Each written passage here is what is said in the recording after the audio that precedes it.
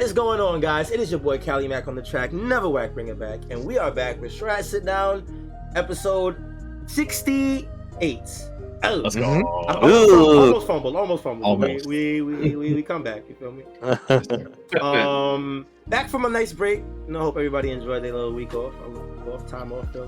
Time off is always good. Always. But we did miss a banger chapter, so we had to come back and we had to talk about it because there's a lot to discuss with this chapter. Here with the gang as usual. Well, not as usual. D3 couldn't make it today. He had some business to handle. But once again, that chopper picture is in full effect, so it's all good. D3 will be back soon. In the meantime, we do still have the rest of the regular crew. Shred, in the building. What's going on, bro? What's good, y'all? What's good? Let's get it popping with this chapter, and shout outs to all the One Piece haters, because I know eventually you'll love the show. So I love it. There's context there, but y'all listening, y'all wouldn't get it. I ain't gonna lie. Y'all wouldn't get it if y'all listening, but it's facts though. It's real shit. You gotta see Cat_Mac on Shut TV to see the context. That's real. Follow the stream for behind the scenes. You feel me? Yes, sir. Mr. G in the building. What's up, man? What's good, y'all? It is my flu game today because your boy's feeling sick, but we still here. Flu game is crazy. But birthday Jordan. Huge shout outs to cause I missed my sister's birthday, so shout out to my sister, my boy JJ.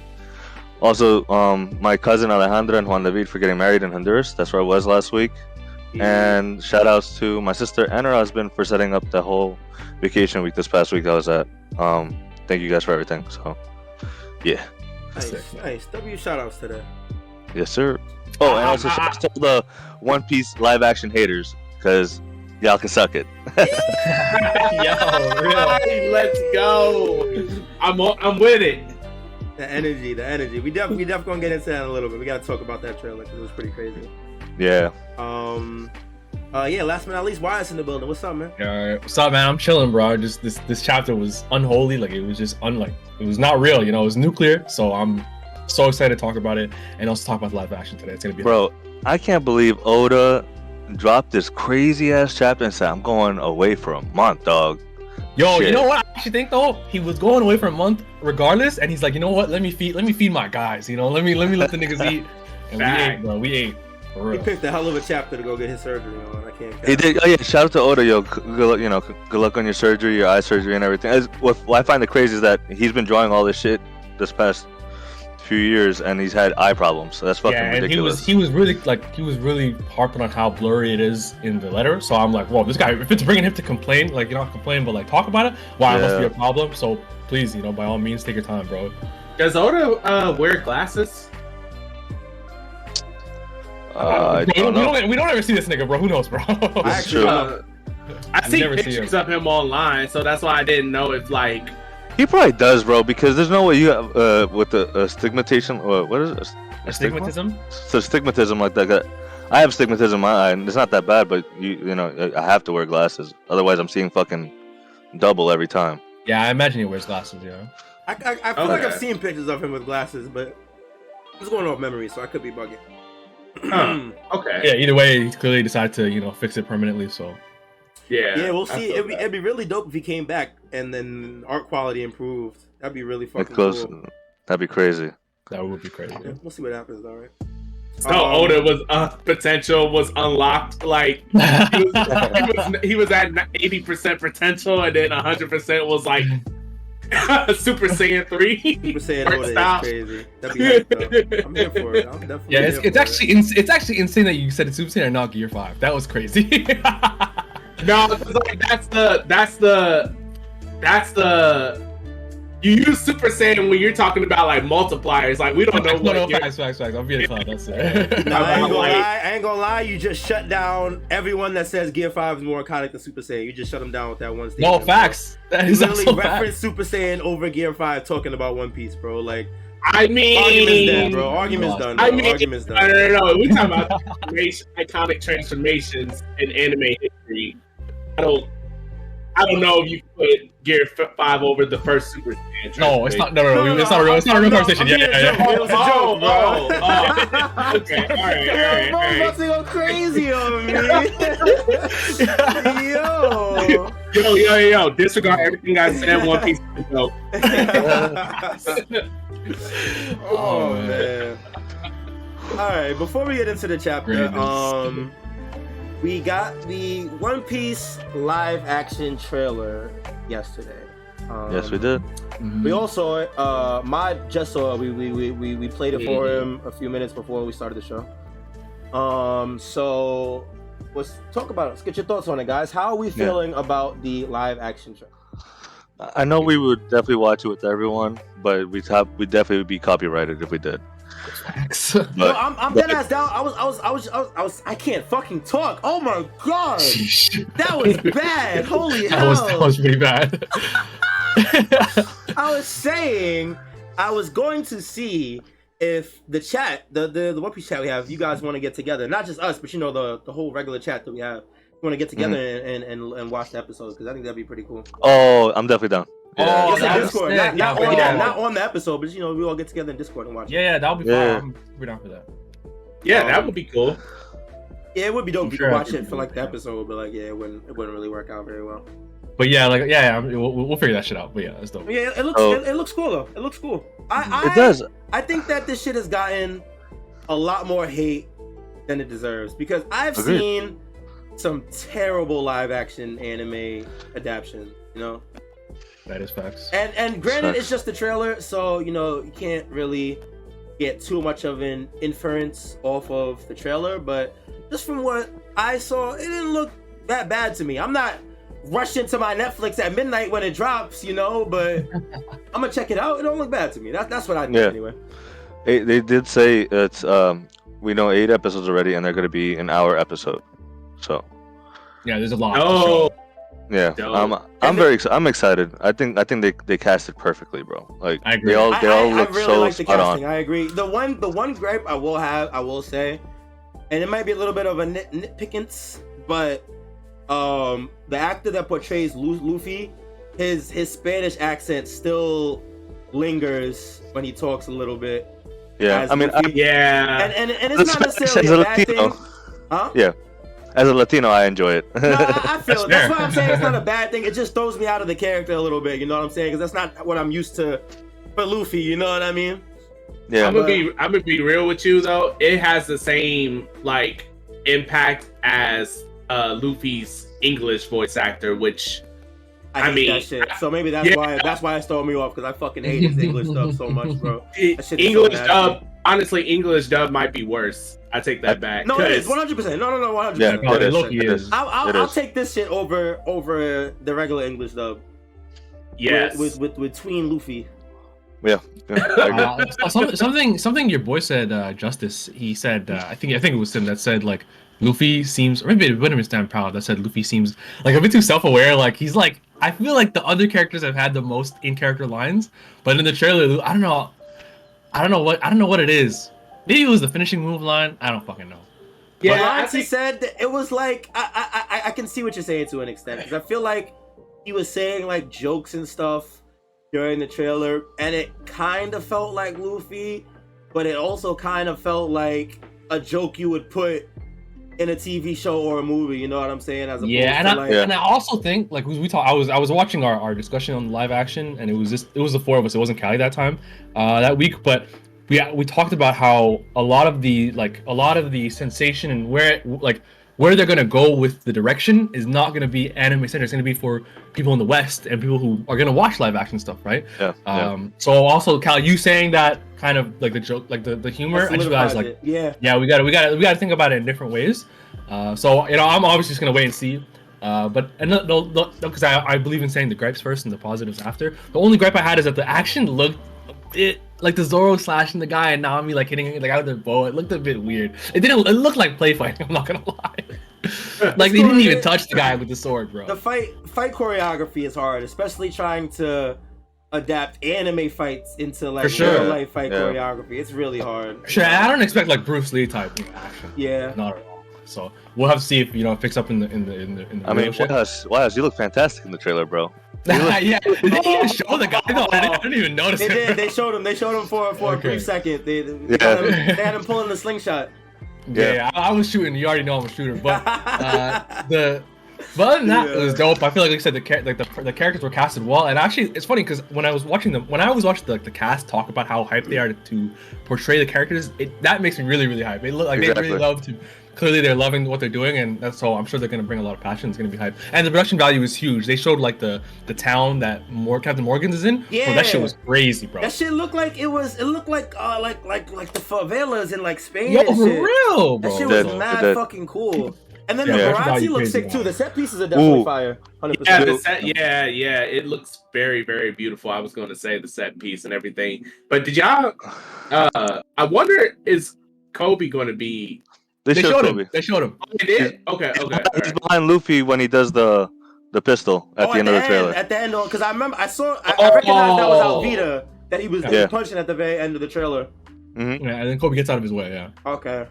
So one thing I noticed with the set pieces, which look fantastic, by RTA, they have a lighthouse on top. They added that.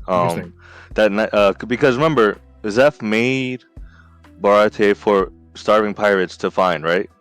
And because they're always traveling, right? That's the whole thing. That's the traveling restaurant.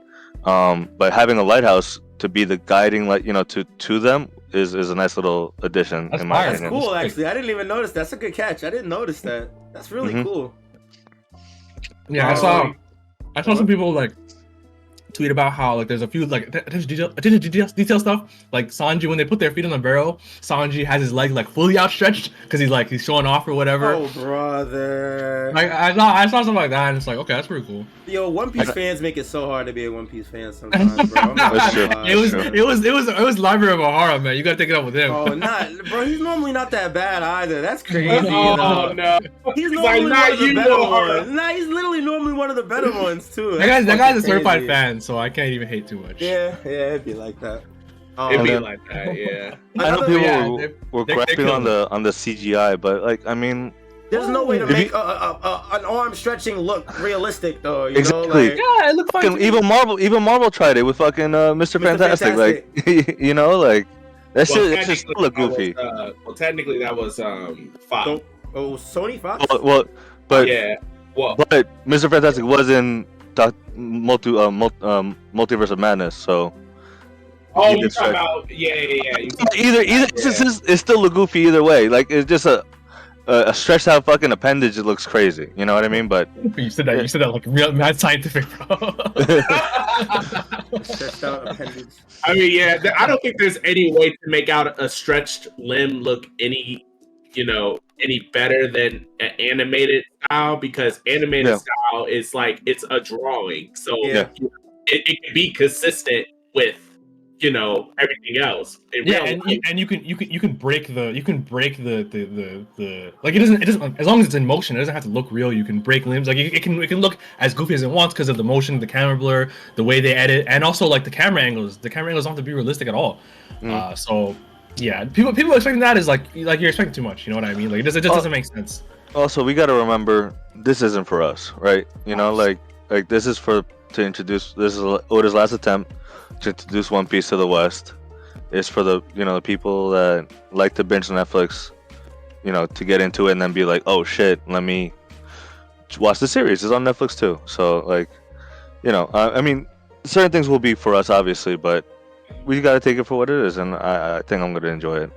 I think I will enjoy it too. Honestly, even like trailers, trailers could be bad-ish, but still the movie itself or show or whatever could still be good despite of it, and if vice versa can happen where a trailer can look good but a show ends up not being as it was hyped up to be. So we'll know it once we see the show, but I'm excited still regardless. I'm hyped.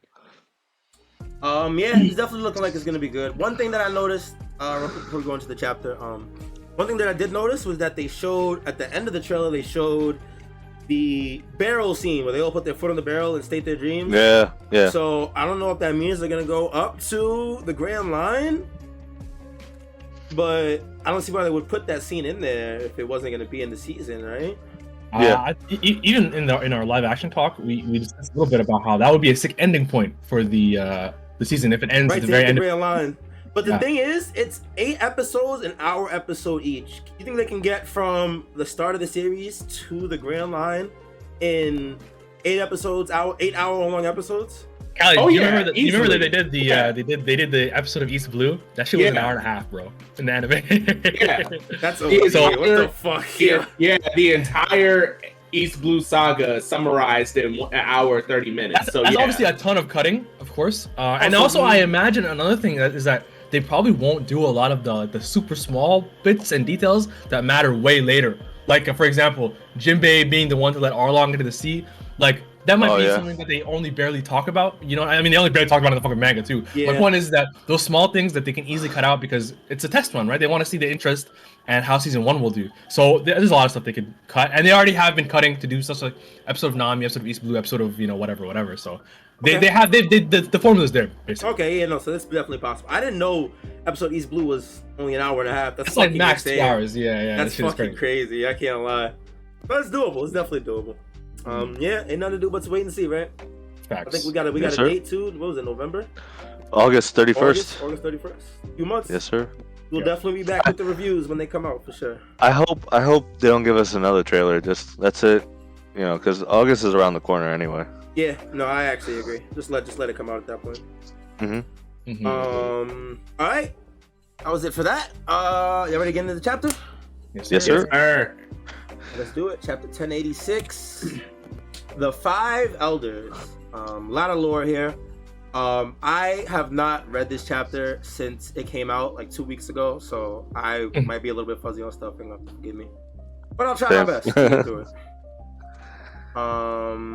So we start out at the end of the reverie. Yep. King Cobra's murder was kept under wraps. Vivi's disappeared. Nobody can find the king either. A lot of the stowaways and people that escaped from the Holy Land have stowed away on a lot of these ships that are leaving the reverie.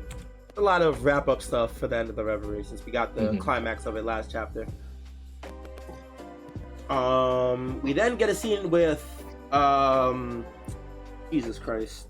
Wapo. Honestly, I don't need to remember his name. That's fine. But Wapo. I remember so clearly when they first showed Morgan's with Wapo and Vivi, and you're like, "Don't tell me Wapo's gonna become a major character." Like, bro, I don't care about Wapo. What the fuck? I know. Fucking stupid. I remember when he was a fucking Wordle word, bro, and it took me forever to get him. Yeah. Who remembers Wapo? That one was fucked up. I remember that one. So yeah, I just wanted to remind you that you said that so clearly. Like, yeah, I hope he's not a major character. So as long as we know my hatred for this nigga, bro. and look at that. Him and Salvo are the only people to see Imu, so he's super major. My nigga. He's literally like one of the most relevant niggas in the arc now. Like, fuck, man. So he's on the snail phone. He's talking to Big News Morgan. He's telling him what ship he and Vivi are currently hiding out in, and Morgan is offering to rescue them. Because he wants that scoop, yo. He wants that scoop. I was literally just about to say, of his own self-interest, but regardless, they are getting rescued. So we do finally get to see how that connection came about, how they ended up on Morgan's ship or whatever. I will say I do kind of like that he didn't tell Vivi about her father. Yeah, like, because I mean she's gonna start freaking out and want to do something about it, and at the same time he's also like, I don't want to be the one to give you that news, you know. So yeah, no, it's definitely a smart play on him. He definitely I hope we get to see like Vivi like hear the news. I hope we see the moment. Why do you want to see that? Oh my god. Character motives, bro. That's that it. Shit I'm not a sadist, bro. I know. Well, we gotta get her. We saw the post though, because remember before all this, we heard about her crying. She was crying for like days, like, you know, like or something like that. Yeah, so I wonder if Oda's gonna spare. It was when they first. It was the same chapter, I believe, that Bucky was the prevalent character of. Okay. Because Morgan's was like, oh shoot, we basically he was saying his spin on things like, I'm going to say Sabo killed Cobra. I'm gonna say this, that, and the third, all this other stuff, and then and Luffy is doing this, that, and Vivi was like, Luffy would never do that. He was like, tough luck. I'm the news guy, and sensational news is good news. So, Yeah. Okay. Yeah. Okay, He just said I don't he's like remember I'm seeing not gonna take orders from someone who was just crying yesterday. It's like, damn, nigga, your dad died, bro. What's wrong with you? Yeah. That's gangster. I ain't gonna lie. It'd be like Yeah, I love Morgan. Morgan is sick. Fighting game character right there, bro. Big news. I definitely said Morgan, but it's Morgan. I'm definitely got fighting games on the mind. Yeah, so we finished with Wapple and Vivi. We moved back to the island, to the Holy Land, where we see people looking for CP0. Oh, CP0, yeah, actually looking for Sabo and Vivi. Mm-hmm.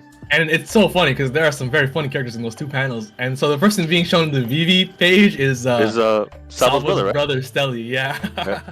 That's Sabo's brother. Stelly, yeah, the king of the whole kingdom. No way. How did y'all recognize that? Because the crown, the hair, the crown. You knew it hair, too. Come on, man. I did know it too. I am a nerd though, but and obviously that's Spandam, the leader of CP0, former leader of CP9. Right. Yeah, I can see that on. Yeah, that's okay. easy. That's pretty cool. Who's the guy in the next? Is that anyone? The top with the hat with the white hat. Yeah. That's Spandam, the leader of CP0, the former leader of CP9 from Manny's lobby. Oh. I don't know how this dude got promoted. This He's is the leader of CP0? Yeah, I think we knew that. Bro. If anyone from CP9 that should have got, because Oda just made them all CP0 now, but if there was anyone that did not deserve to go with them, anyone, it's definitely Spandam. It's definitely Spandam. This is the guy with the elephant sword, right? Yeah, the nigga that was holding bro, he's the Robin worst. hostage. Yeah, he's a piece of shit. Yeah. I fucking hate that guy. Oh my god. Yeah, but we do see them looking for Sabo and Vivi. We know Vivi's whereabouts en route to Morgan's ship. We then cut to a different ship where we see oh my god, Bonnie. My names are just cooking me today. We see Bonnie in a different ship's hold, exclaiming that she's hungry. The Tajin Kingdom ship. YHuss. What's up? Tajin Kingdom, go. No clue, my nigga. Oh, damn, that's tough. he said go like a Pokemon. That's crazy. Not that he tried to summon him like a Pokemon. That was funny. Bro, that's literally that's how it happens, bro. I just got ahead of it this time. You feel me? Normally it's just him just jumping out with the knowledge. I just trying to get ahead of it. No! That was crazy, that was bro. Holy shit! Nah, my bad, man. I think that's the first time they ever said it, but I'll switch it up just for you, bro. No, you never know, because I didn't know if it was known before. You know what I'm saying? If it was mentioned before. Oh, it clearly was actually. Yeah, it was first in Hoki Island. I think the queen went to the wedding of putting in Sanju. I guess the queen of Tajin Kingdom went to the wedding. Queen Mororon, which is clearly Queen Moron. Oda's a clown for that one. That's insane. Oh man. Yeah, I guess remember that a word. Oh no, Sean, she didn't go to Hoki. She went to. They just showed her in the beginning of the reverie going to the revevery. So yeah. Oh, okay. So little whatever. Yeah, there's no way I knew that shit. I appreciate the confidence though. I wonder if that's why she was on the giant Eddie, because she got found out and maybe some way that just got her. Because I was wondering what was the in between like her leaving Merjois and saying like, oh, I'm gonna go see Vegapunk. Yeah. And then she just ends up on the Eddie. Like. No. That's a fact, actually. Because I think she told the Straw Hats or Luffy that her crew got eaten by the shark. Yeah, she just lied to them. Yeah, interesting. I mean, so do you think that straight from here she got wrapped up in the Eddie some way or shape or form? This was a while ago, so maybe she did get her crew. Was like during like a month ago. Yeah, it was like during the Act 3 of Wano. It was definitely maybe she did go get her crew. Yeah, maybe she did not lie to them. Yeah, that's good. That's something to think about. You're right. Yeah, we can't assume. Yeah. But either way, I really want to know what like.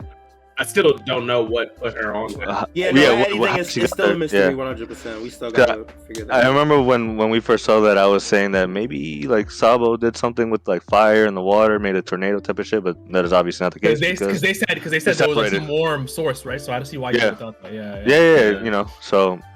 And she was a kid here, just like she was on the Eddie too. So. Oh, that's another good point. Is she a kid because she's hungry? Like, you know, and she got to keep feeding herself then, like, to like use her powers. I'm assuming.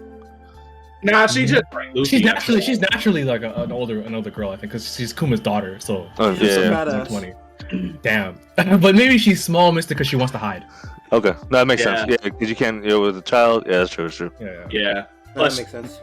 Like we saw, she's just like Luffy, so you know. Yeah, fat ass. Yeah. Word. We get the next stowaway next. Yeah. Yeah. We after Bonnie, we go to Sabo in the Lugia Kingdom ship in the bilge. I've never heard of that term for. It's probably. Me neither. I've heard of bilge rats, so I assume bilge is like the bottom of the ship. Oh, it's probably the bottom, like the very underbelly of the ship. Yeah. The last layer between it and the water. That makes sense. Yeah. You can see the curve. Like it looks like it. Yeah, you can see the keel of the ship. So, I just looked it up real quick. The bilge is the area on the outer surface of a ship's hull, where the bottom curves to meet the vertical sides. Yeah, that was what the problem with the Going Merry. Yeah, the Going Merry. Oh shit! Yeah, my goodness, this is pretty cool. Jesus. Everything comes together. That's cool. Shit. Yeah. So Sabo's chilling on the bilge.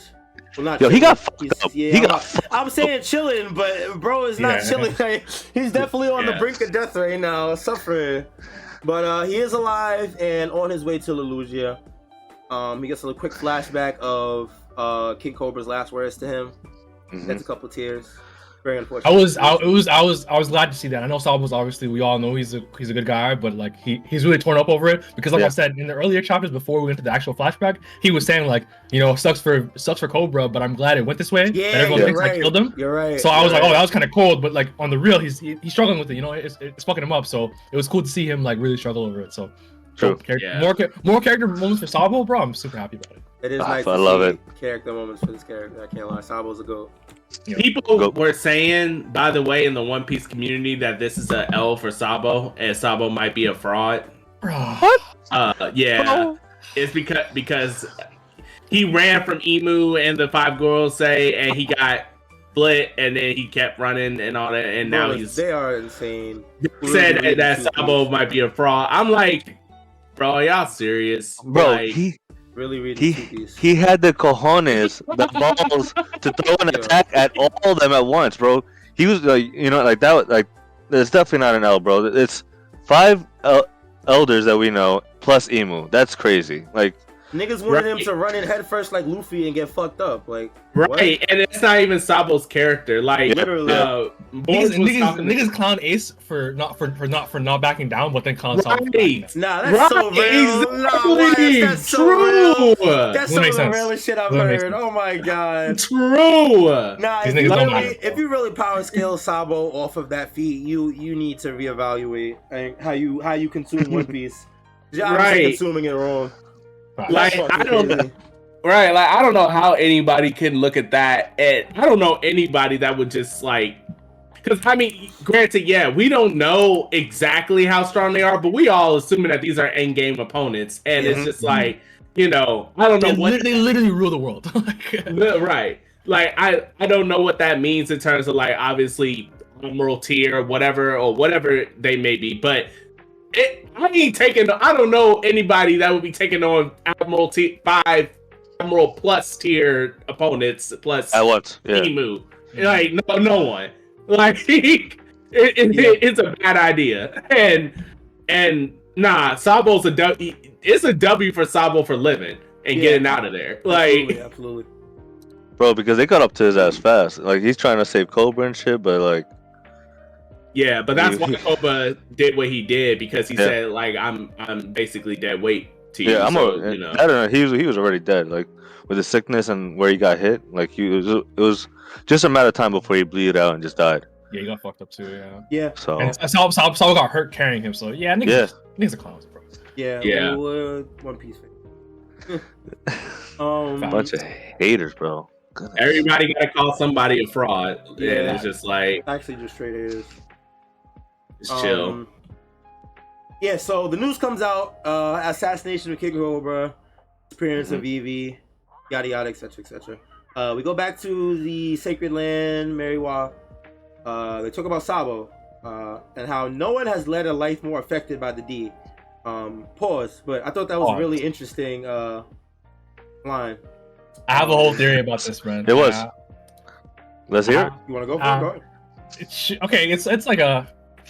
I feel like I want to talk about it after, but Okay. Okay, because it's like randomly like super like I didn't it's a ton of things, but anyway, I thought that was a cool line too. Okay, I read it. I was like, it's interesting because it's true. You know, you've definitely been inspired by a lot of D members. And to talk about the checkered fate thing a little bit is that I think the first time we hear that is like Sengoku mentioning it about Law and the Will of D, when he was talking to Law at the end of Dressrosa. So it's like checkered fate is it's basically a synonym for Will of D, because Law said when he was deciding to go to find the poneglyphs in the beginning of Wano, when he's looking around a little bit underneath, he's like, I want to get to the truth of this checkered fate of mine. So checkered fate is like a synonym for Will of D. So yeah, a lot of they're like really conflating the Will of D and Sabo right here. Pretty cool. I definitely remember them. I'm sorry, go ahead, mister. No, go. You finish what you're saying. No, I was only gonna say that I remember seeing the phrase checkered fate multiple times. I know that it has a lot of implications in One Piece. I thought it was something different than the Will of D. I never took it as like synonymous to each other, but I guess that makes more sense. I think it's a bit of a reach for me to say synonymous, but they're definitely like very intertwined. They use it when they're talking about the Will of D so far. Yeah. Because they are seen as the opponents of the Celestial Dragons, right? Yeah, facts. So my whole thing is we got to look at who Sabo has been with, right? Luffy, Monkey D. Luffy. Someone help me with Ace. Porgas the Ace. Yep. Yes. You know, and then also the fact that he's with fucking Dragon.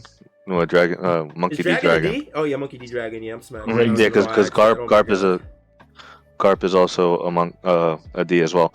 But I don't know. The reason why I feel like it has to do with that scene that they showed us when they were younger, and Luffy was like Sa Debo or something like that, right? Sad boy. Yes, sir. Yeah, and we all know Luffy already had the fruit then, and his whole thing with imagination and shit like that. So what if like he made that shit into reality? That's why Sabo's so intertwined with all this. I don't know. Maybe. I feel like I. Oh, I think someone said it. Someone said it about literally Sabo. brought that up and was like, "What if he's really like?" It might have been Frank actually. Oh, I think it was Frank. Actually, yeah, you're right. I think it was Frank, Yo, Frank the Ghost. Shout outs to Frankly Built. Shout out Frankly Built. Yes. Yes. Yeah, no, 100% though. It's definitely looking after the Gorosei name dropping like that. It's definitely looking more and more like it's the case. Yep. Yep. So yeah, they're talking about Sabo, but they actually prioritize the Egghead business, which is pretty crazy that they have somebody who knows of Imu's existence and the secrets of the D and the assassination of King Cobra, but they're more focused on what's going on at Egghead. That shows a lot on what's happening. Go ahead. I wanted to ask y'all, do you guys think the Egghead business is like, because I think this dude was already one of the elders was already heading there before Luffy and them got there, right? So do you think it was because they were going to take care of Vegapunk? Yeah. No, they definitely, even, I remember the last Egghead chapter, the narrator even says, like, the Straw Hats coming in was just a random coincidence. Yeah. Okay. So, like, it didn't have nothing to do with them, but yeah, they prioritize Vegapunk over the existence of Imu, which I think is fucking crazy.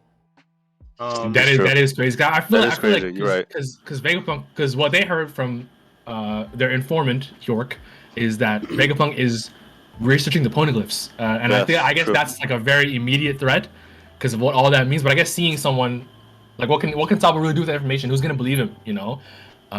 So I can see why if the smartest guy in the world is researching the poneglyphs, that's like a huge problem. So I see why they're doing it. That's fair. That's definitely fair. They get a phone call during their conversation.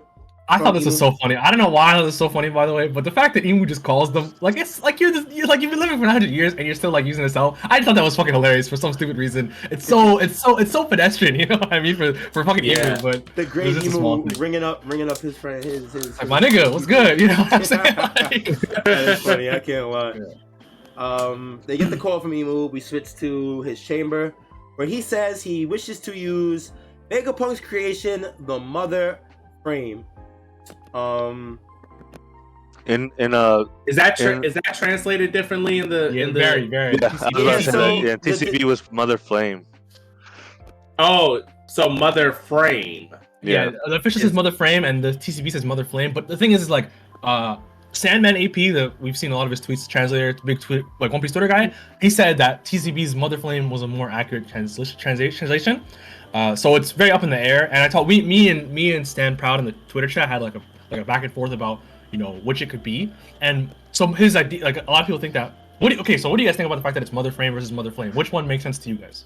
I mean, mother flame sounds more like a weapon or whatever than mother frame, So I do agree with you on that, Callie, but I will say it makes sense if it was mother flame because we know Vegapunk was researching the flame to to power up that robot or to power to the whole fucking flame power up shit. It wasn't a flame. It was an energy. It was just energy. They didn't talk about when talking about the robot. They did not use the word flame specifically.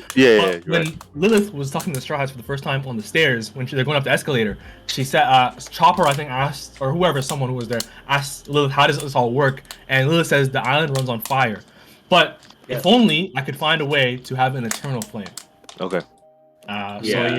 So basically, I think to me, because if Vegapunk, Shaka tells them that he was trying to replicate the energy source for the robot, and he also tells them Lilith tells the Straws that they want to have a eternal flame. To me, that sounds like an energy source. I feel like it's the same fucking thing. Yeah. Go right ahead, Mister. I agree with you, and I know we'll get to it later in the chapter. That's why I believe that this was one of Vegapunk's attempts to creating that, but. The government takes it and then bastardize it and turn it into a weapon instead. Yeah, I agree. Yeah. And just for the sake of context, Callie, the reason that he says that is because of Dragon's line that Vegapunk wouldn't create a weapon mass destruction. Right. So I don't think that the creation is the weapon. I think the creation is what powers the weapon. And Stan Proud brought up that he thinks the mother frame is like something that they hooked up Uranus to. But for me, I feel like that shit is kind of lame. No disrespect. I just feel like if it's like the actual fuel, that's so much more, that's so much more direct. I think of a way that they bastardize Vegapunk's creation. So to me, Mother Flame, all the context points to it in my opinion. So I think it's Mother Flame. Not that I fucking speak Japanese. I'll agree with Mother Flame as well. I guess we won't really know. We simply will not know until we see more. Cause I know what as you were saying before to me that sometimes the different translations like with the Zolo.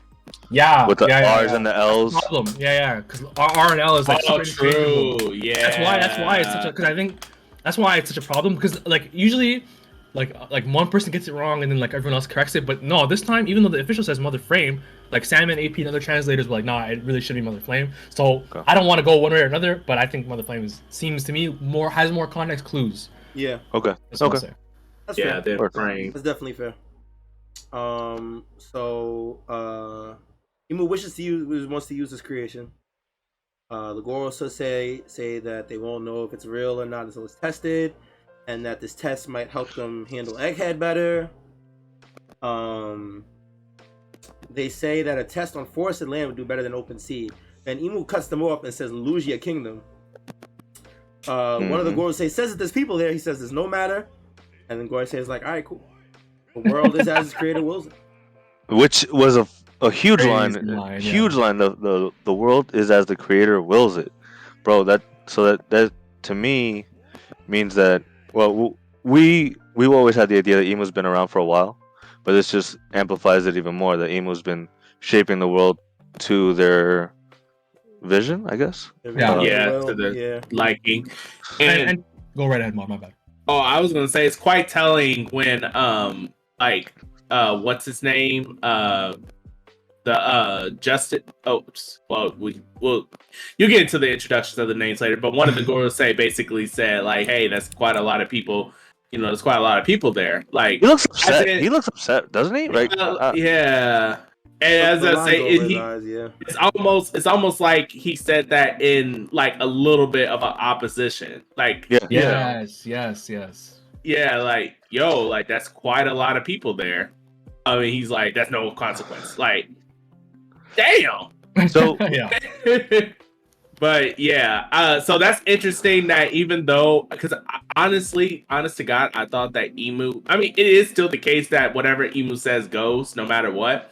Mhm. But I just thought they don't insert their own opinions or their own like things about it. It's just simply, whatever he says, whatever they say, yeah. Yeah, it's interesting that they question him at all, and even even afterwards, like it's no matter. And they asked him too. Yeah, the Jupiter guy is like, why do you choose why did you choose Lucia? It's like I'm like, bro, I'm surprised. Like you said, like I'm surprised like they even say anything. So yeah, it's cool to see that like there's a little bit more of a back and forth dynamic compared to just no questions asked. Yeah, definitely cool. They have their own free wills. And a lot of people reference about the Gorosei that when they ordered the CP9 to shoot or whatever CPU was to shoot Professor Clover and O'Hara, like afterwards when they give the order, like they have their hands on their head and they're like a bit like sad they had to do that. It really was regrettable to them. So like they kind of show a little bit of human tendencies sometimes. Yeah, that's true. That's Okay. interesting. Mm-hmm. I didn't notice that. I'm gonna go back and look at that. So yeah, Jupiter guy asks, why do you choose Lucia? Oh, whoops. Asks, why do you choose Lucia? And Emo says it's close. Fucking crazy. Which is so crazy. Like, I feel like that he might have had more insight. Because I feel like it can't just be a coincidence that it was close and Sabo just happened to be going there. But regardless, that's what he says, what he tells them. And this is when we get the name drops of all 5 of the elders. Yes. We have the Godhead. Oh my God. I almost said Godhand. What? Was it Godhead in the unofficial translation too? It was Warrior God. Okay, yeah, no, I wasn't bugging because like that shit just threw me back. I'm like, is this the right? My am I in the right manga? My mind's thinking about Berserk right now, yo. Is that the right manga? Like that's crazy. So we have the first one, the Godhead of Science and Defense, Saint J. Garcia Saturn, which is the one which is on the way to Egghead. I was about to ask. Yeah. And I didn't really think about it, but him, the Science and Defense guy, going like the twofold actually. The Science, he's going to Egghead Science, and he's like. He's a defense. He's the one like, yo, we gotta get something going about this shit. Let's like take over. Yeah. So that's pretty interesting they chose him.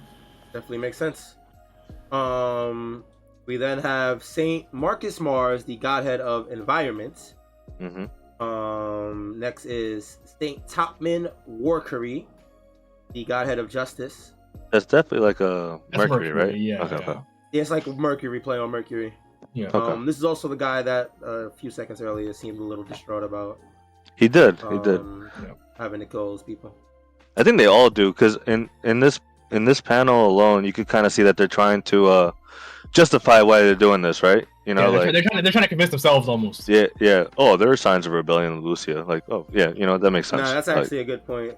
That's and honestly, the guy at the end, Jupiter, who's like his line is so much more just like decisive than everyone else's. He's like, we can bring it to a conclusion. It's a good thing. Everyone else is like a little bit of points. So in the end, it's like they come to a conclusion together. So yeah, they really are trying to convince themselves. That's a good point, this stuff.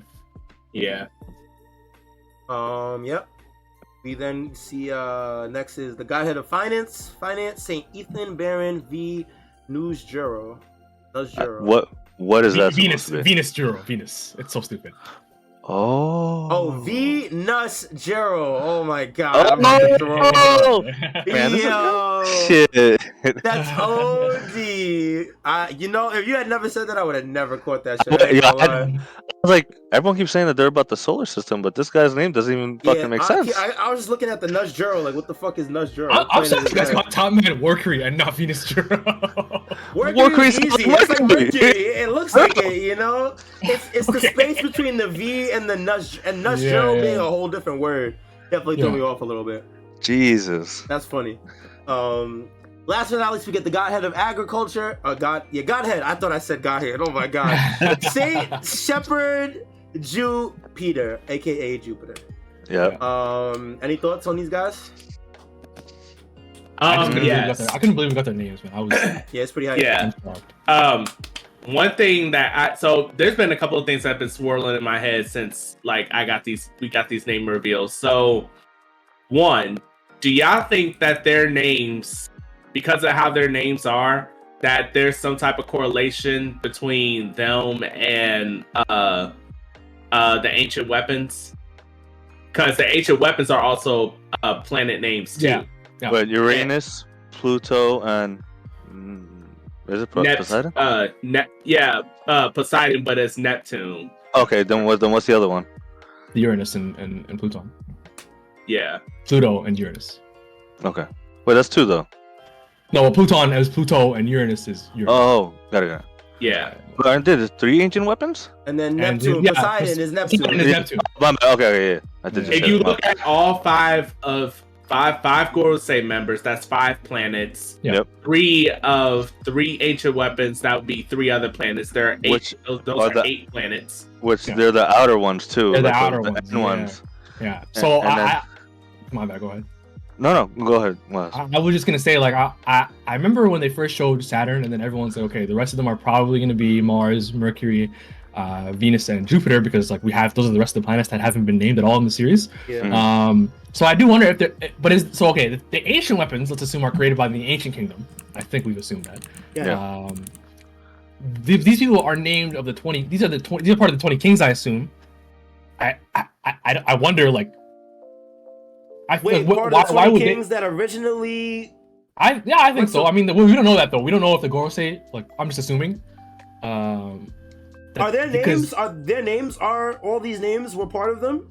No, we don't know. I'm just assuming that the Gorosei, because we know they're celestial dragons. So I'm just assuming they're part of 20 kings. Is that a crazy assumption? I think it's a little reach. I think it's a little reach. I ain't gonna lie, a little bit. The reason why I don't think it is because Emu is one of them. We know that. But we know Emu has been around since before the century. I'm not assuming that these specific people are. I'm assuming that their family is. Okay. No, that makes sense. That's why I was That makes confused. I sense. thought you were these guys. So you think these are family names? Descendants. Maybe. Yeah. I think that makes a lot of sense. Yeah, no, that makes a lot more sense. 100%. I agree. Yeah, I'm not gonna assume that they've all had the immortal surgery, even though I wouldn't be surprised. But Agreed. But it does make sense for Emu to just be the only one to have that surgery. That also makes sense, yeah, and that's also why they probably call him the creator, and they revere him so much because otherwise they would have all been there. So yeah, they probably not all been there. That's not what I'm saying. But basically my point is that if these guys are part of 20 Kings, aka the enemy of the ancient kingdoms, or basically they're part of the celestial dragons, I'm just wondering why the names are similar to the naming of the weapons of the ancient kingdoms. I'm just wondering why that would be the case. I don't know. Well, we all know that Shirahoshi, she clearly wasn't around during, the voice. Absolutely. Yeah. So there is credence to the idea that these are like, names that were just simply passed down. Wait, are the planet names the surnames, or is I don't know. I assume it's the surnames. I really want to believe that the planet names are their own names, because I think that would actually give a lot more credence as to why their names might coincide with the ancient kingdoms. Because if we just have 20 names if we have 20 original king names, and then 5 of them just happen to coincide with the ancient weapons, and then the other 15 are just whatever, that doesn't make as much sense to me. But if these guys name themselves, after in reference to the ancient weapons, I think that would make a lot more sense to me. That might just be how my thought process, my train of thought. Callie, flip to the end of the chapter to see how they place Garland for Garland's name. Like, which one comes first?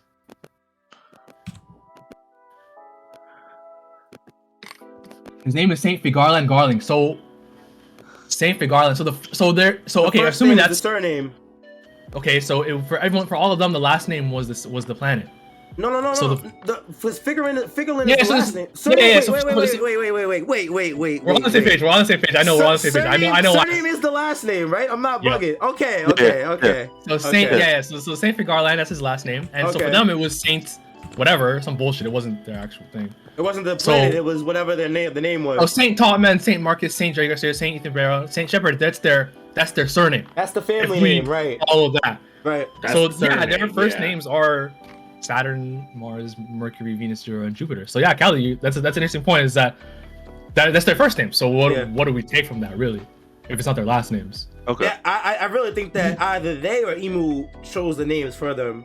I'm sure that wasn't even their name their whole lives. I'm sure it's what they're called now. I was gonna say, like, you know how like some saints change their names or whatever. Like, what if once they got the position, Emu was just like, "This is your name going forward." Like, that's. Oh, I just had the craziest idea, bro. Okay, remember how on the first chapter, when the first time they showed Saint J. Garcia Saturn, and they talked about the the planets on us, or we talked about the planets a few times. My idea the whole time was that since we know that the Gorosei are the planets, and the ancient weapons are the other planets on the outside, I'm assuming that Luffy, being the sun god, representing the sun god, I'm assuming that because they took over the ancient kingdom, they defeated them, and then they wiped out history and they wrote it their own way. I'm assuming that Oda is representing how the world, because the world used to be that everyone thought that the 5 planets, Mercury, these 10 planets right here, revolve around the Earth. That's how it used to be, right? And Imu's the Earth because Imu's water. Imu's the Earth, yeah, exactly. And so that's what I'm saying is like Oda representing that, and how it's flipped now. People in the One Piece world believe that the planets revolve around the Earth, and the Earth here represents Imu, when it used to be the fact that ancient kingdom used to run shit, and we know that in real world the planets revolve around the sun. So basically my point is that what if after defeating the ancient kingdom, they took these names, like the first names, from whatever, maybe they had some reason to believe that Saturn, Jupiter, blah blah blah, had something to do with the ancient kingdom. So like, we're gonna rewrite history. We're gonna be the planets. We're gonna be the niggas that matter, the 5 elder stars. So I can assume, Kyle, you might be right. They might have changed their names, like Mr. said, to be like running shit and be like the world revolves around us in a sense. Yeah. So yeah, I could see something like that. I think that's a fair deduction to make. So this also kind of reshaped potentially how I might look at the ancient weapons. So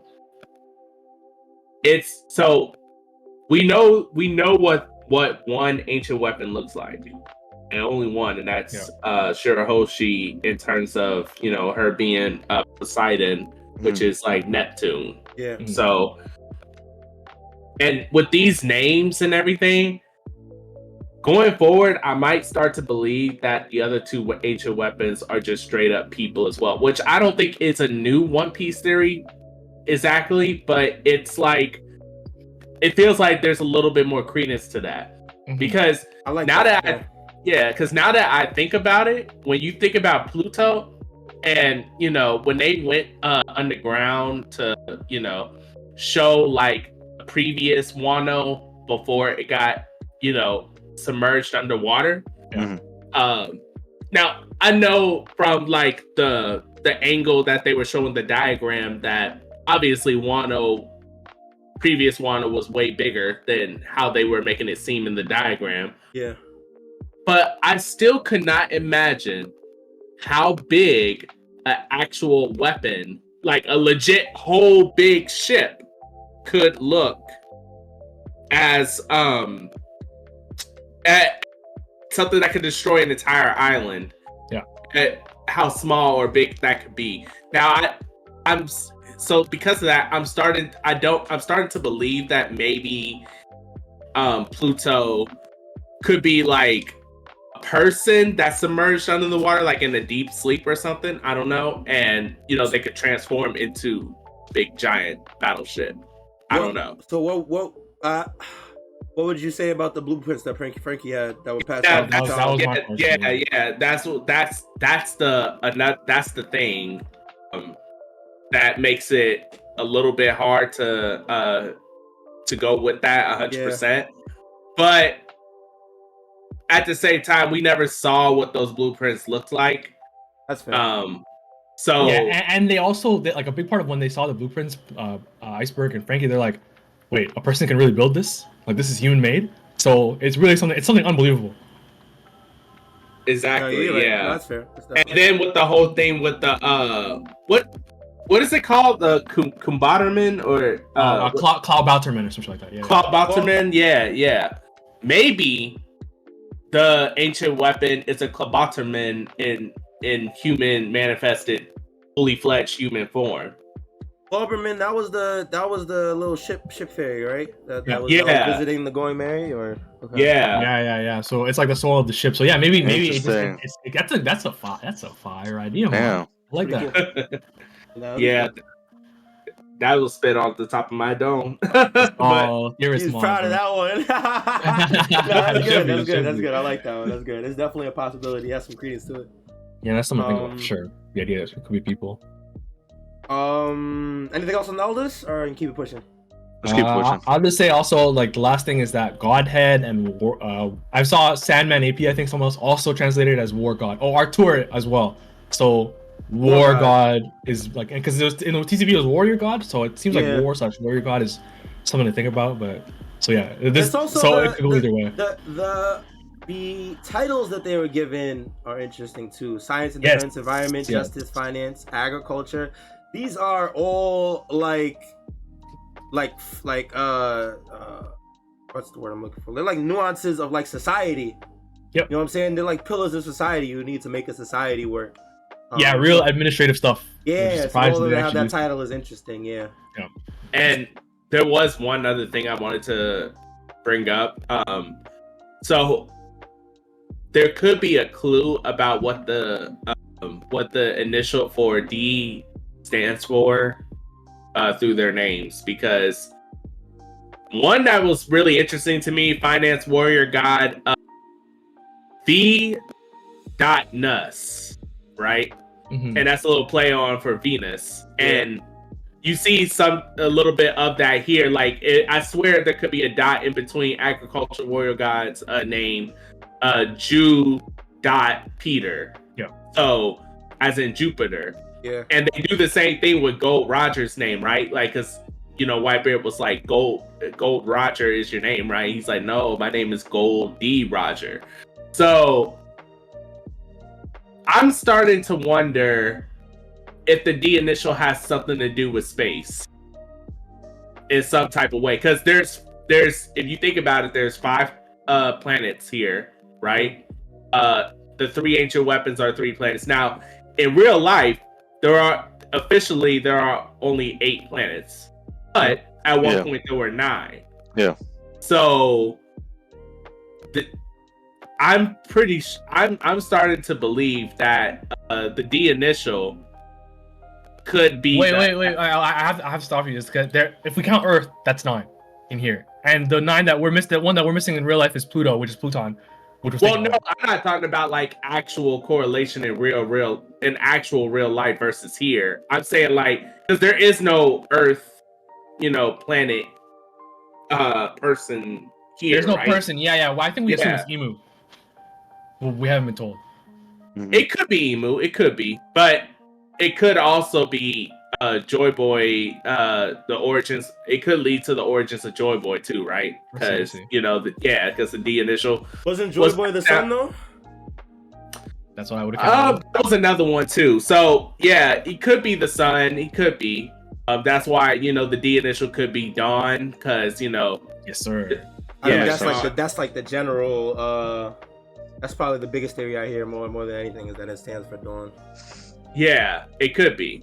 But not point is that there are 8 planets in real life. There are 8 planets that we know of in the show, but there is 9. There was at one point there were 9, and in real life we outcast Pluto as the 9th, but there could be an outcast planet here that just doesn't get brought up.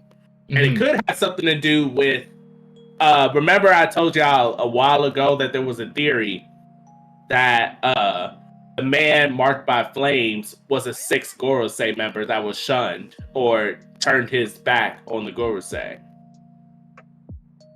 So that man marked by flames, if he was a 6th Gorosei member, that could be the 9th planet. It would make sense as to why he has a point lift too, or knows about it. Exactly. I see where you're going. Yeah. All coming together. I like that. That's interesting. It's definitely a possibility. Sure. We've seen how cutthroat the Gorosei are. So. Yeah. And one other thing, just before we move on, that in that bottom corner where it says "It shall be as you say." So when we were saying like Emu said Lelucia Kingdom because it was close proximity. Some people said this bottom corner where it says "It shall you say" is Emu's future sight. Like. Oh, okay. So yeah.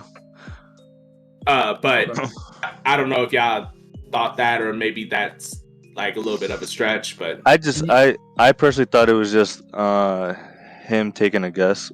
that the Sabo would go there. Like that's close, a crazy fucking guess to annihilate an entire island of people off a fucking guess. I mean, but emo.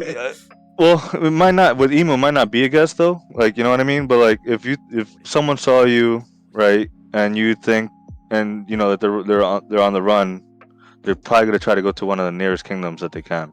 Yeah. Because so. Mod, I'm not gonna lie. You mean the basically the panel where the Lucia's been getting smoked, right? That's the panel. Yeah. The fact that it could be Future Sight is so interesting because I was thinking about it, and I'm like, maybe it's just them showing the future, like because we know what happened, and just Oda want to remind us how like he just because it was close, maybe like it's just trying to show us how crazy that is. But that's a crazy idea, but I'm kind of fucking with it. It's kind of shown the same way that Future Sight is shown when we saw Shanks. Exactly. Yeah. True. Yeah. And crazy. with someone that's been around for over 800 years. They're probably hockey is probably fucking ridiculous, bro. Yeah, and they showed his eye specifically, so yeah, that's something to think about. True. Yeah, that's why it's like it's pretty interesting because I thought that too. I was like, wait a minute, this kind of looks similar to Shank's Future Sight and everything, like, but this looks way further in the future though. So yeah, that would be unthinkable. I'm not gonna lie, but because if he could do that, then it calls into question so much, like how he didn't know Sabo was gonna come, all that stuff, but. Still, that is crazy. That could be the case. Yeah, that'd definitely be cool. That shit would be crazy. All right, let's keep it pushing. Yes, We got a little bit more chapter to go. Before we leave Imu's place, Imu says that there's one more thing that they desire Vivi. Yeah. I don't know what to make of that.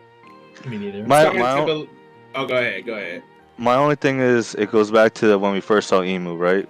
And they had the pictures. We had Vivi, we had Luffy, Blackbeard. So, I don't know exactly what, but what if Vivi is a key to another ancient weapon?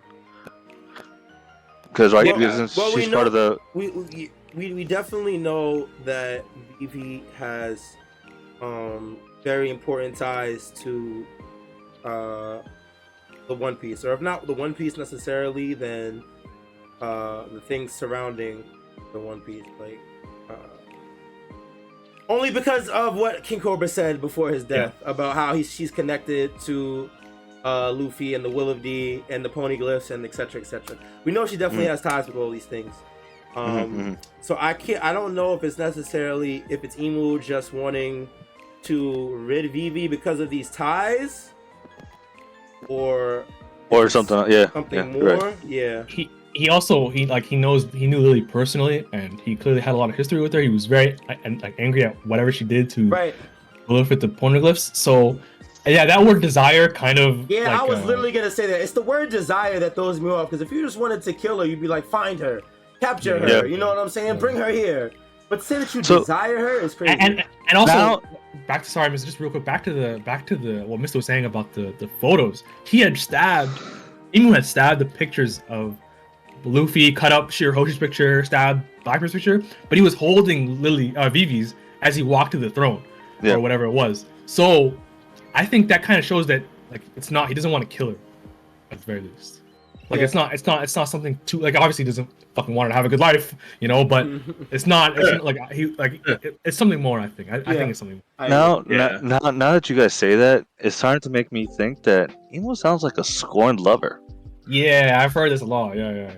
Like scorned lover for Nefertiti. For Lily, but like maybe that's why I meant Lily, and maybe that's why he's like, no, I desire Vivi, like trying to like I guess make up for losing Lily back in the day. I don't know. It's just, but the way, after you guys said that, the whole desire thing is very lover, like scorn lover type of thing. But you have to ask yourself why he had those 4 posters in the first place, right? I highly doubt it was because he desired all 4 of them, and then he just did a elimination round of flipping coins and shit. Well, I mean, he could have had them all for different reasons, though, right? Yeah. I think so. Yeah, but all 4 of them have significance to the world in some way. And honestly, Vivi it is not as out there as to why Vivi will have significance on the world as much as a Luffy, a Blackbeard, and a Shirahoshi. I feel like those three are a lot more intuitively understandable for us, the readers, as to why they're important to the world. But Vivi, not so much. Even though we do at this point believe that she's going to have some type of big significance. I've seen theories like she's going to be the one to lead the world when they flip the government on its head.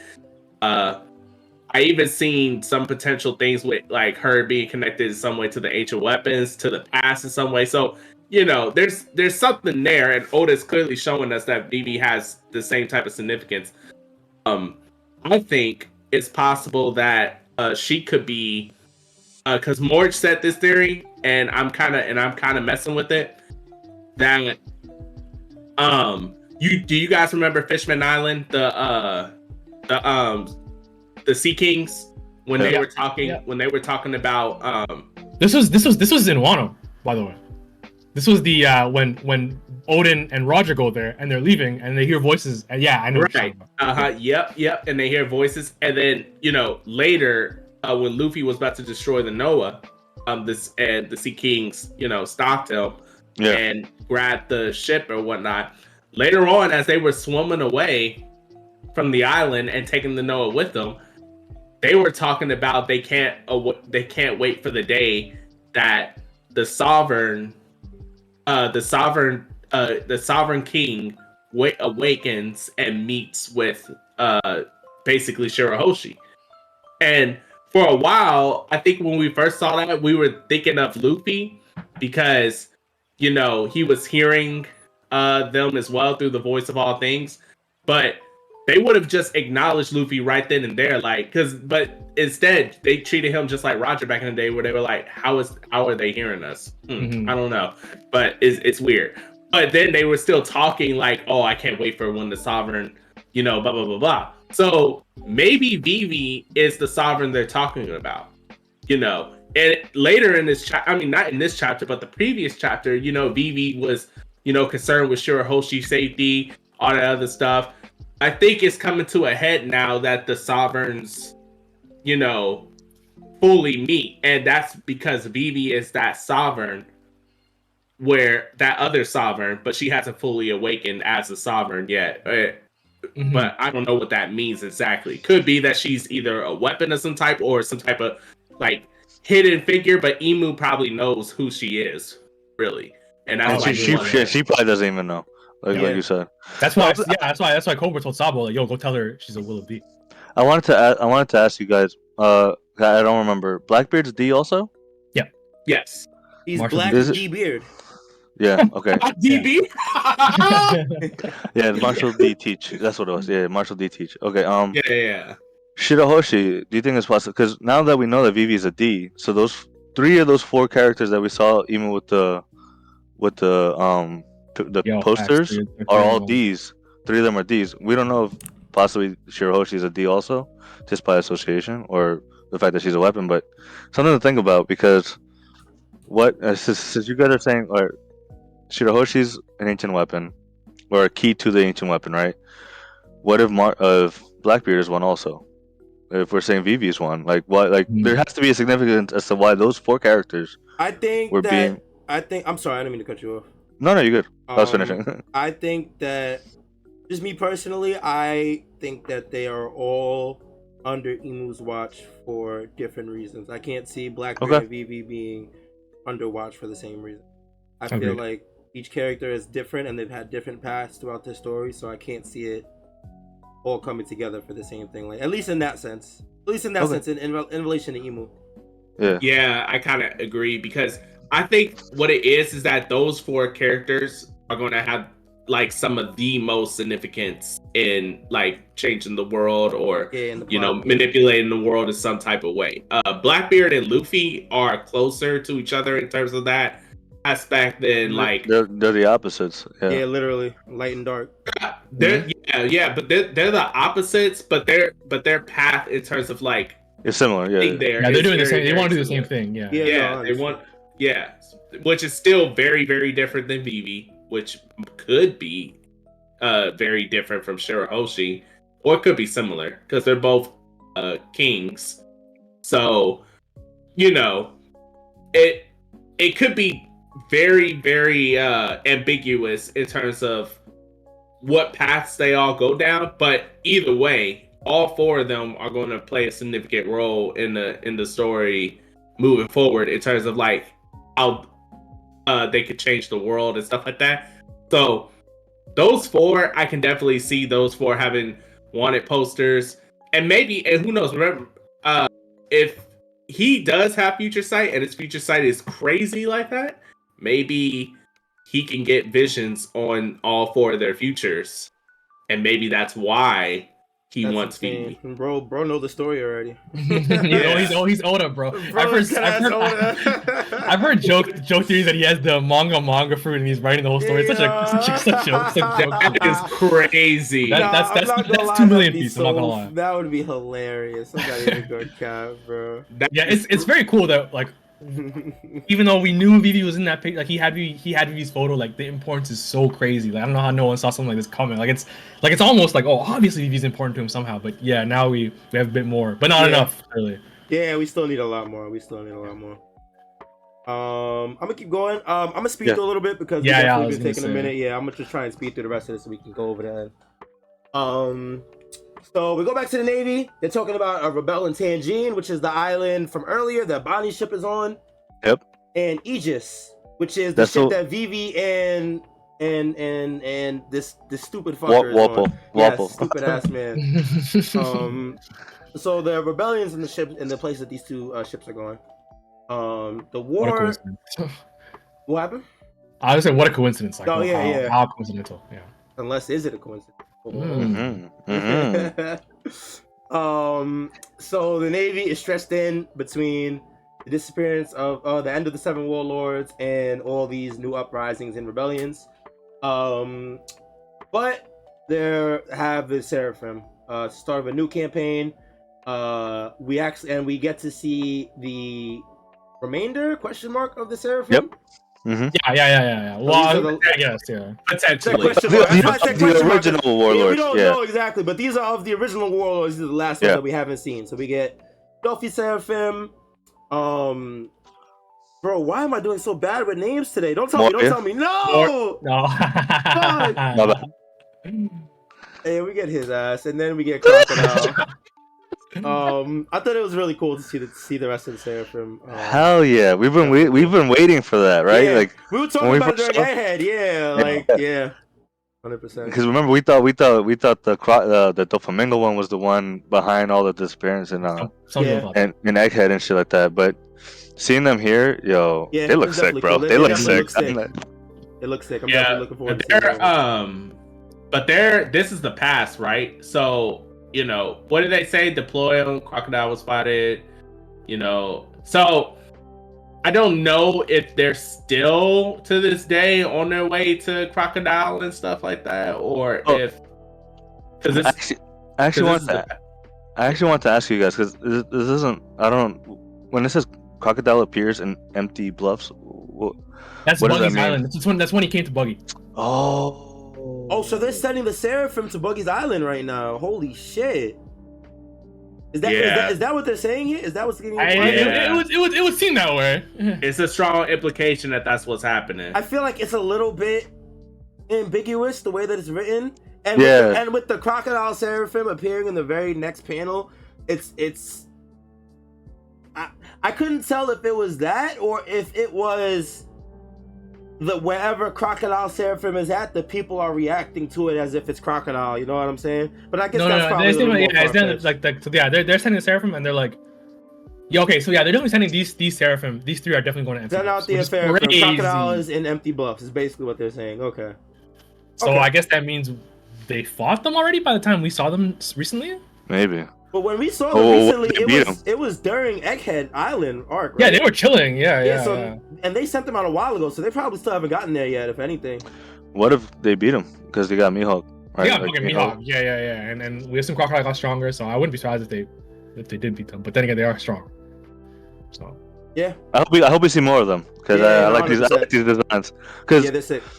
I'm assuming Dopey has the same Same powers. Luffy definitely has the same. Yeah. Or I think all of them would, right? Maybe. Nah, Crocodile's a Logia.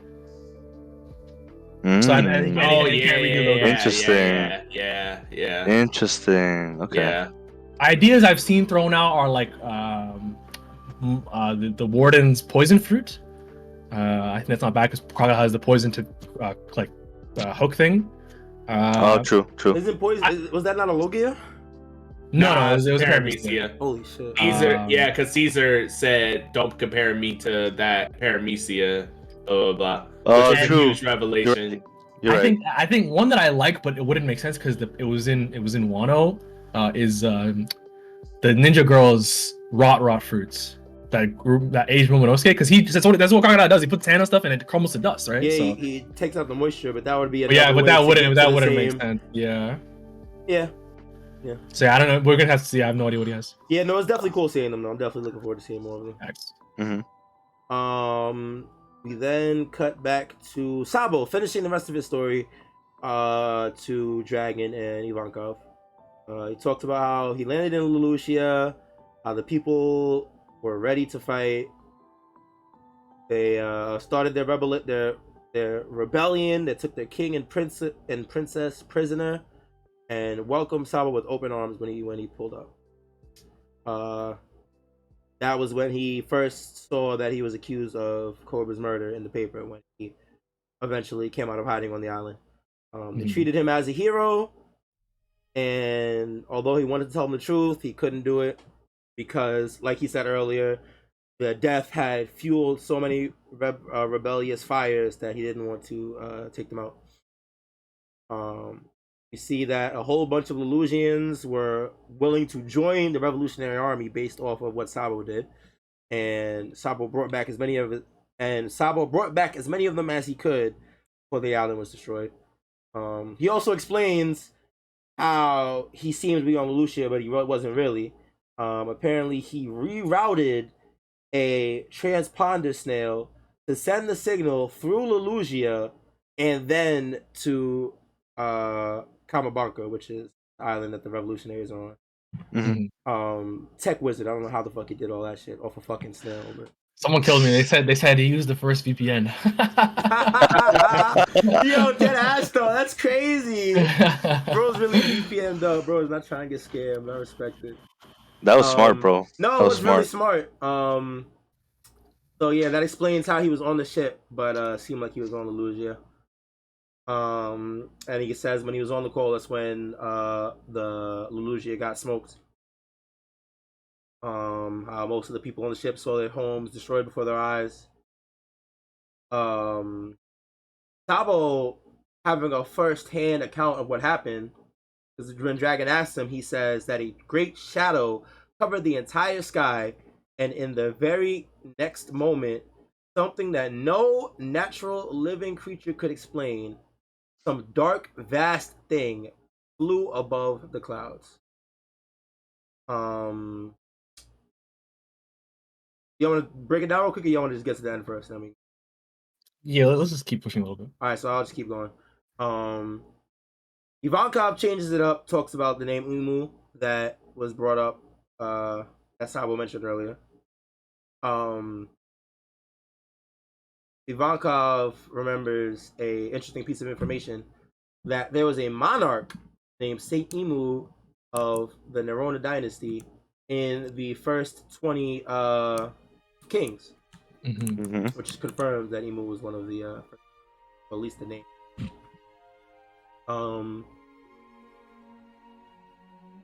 Ivankov then shows Sabo a book. Is that a book?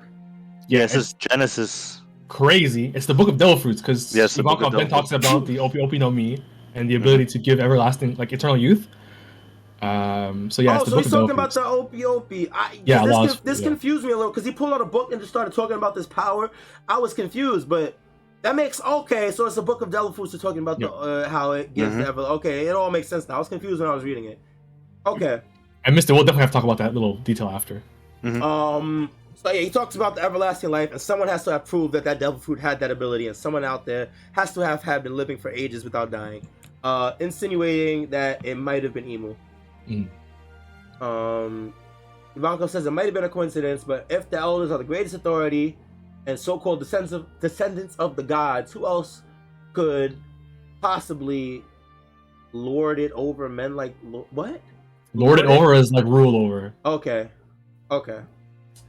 Who else could it be? Basically, is what they're saying. Yeah.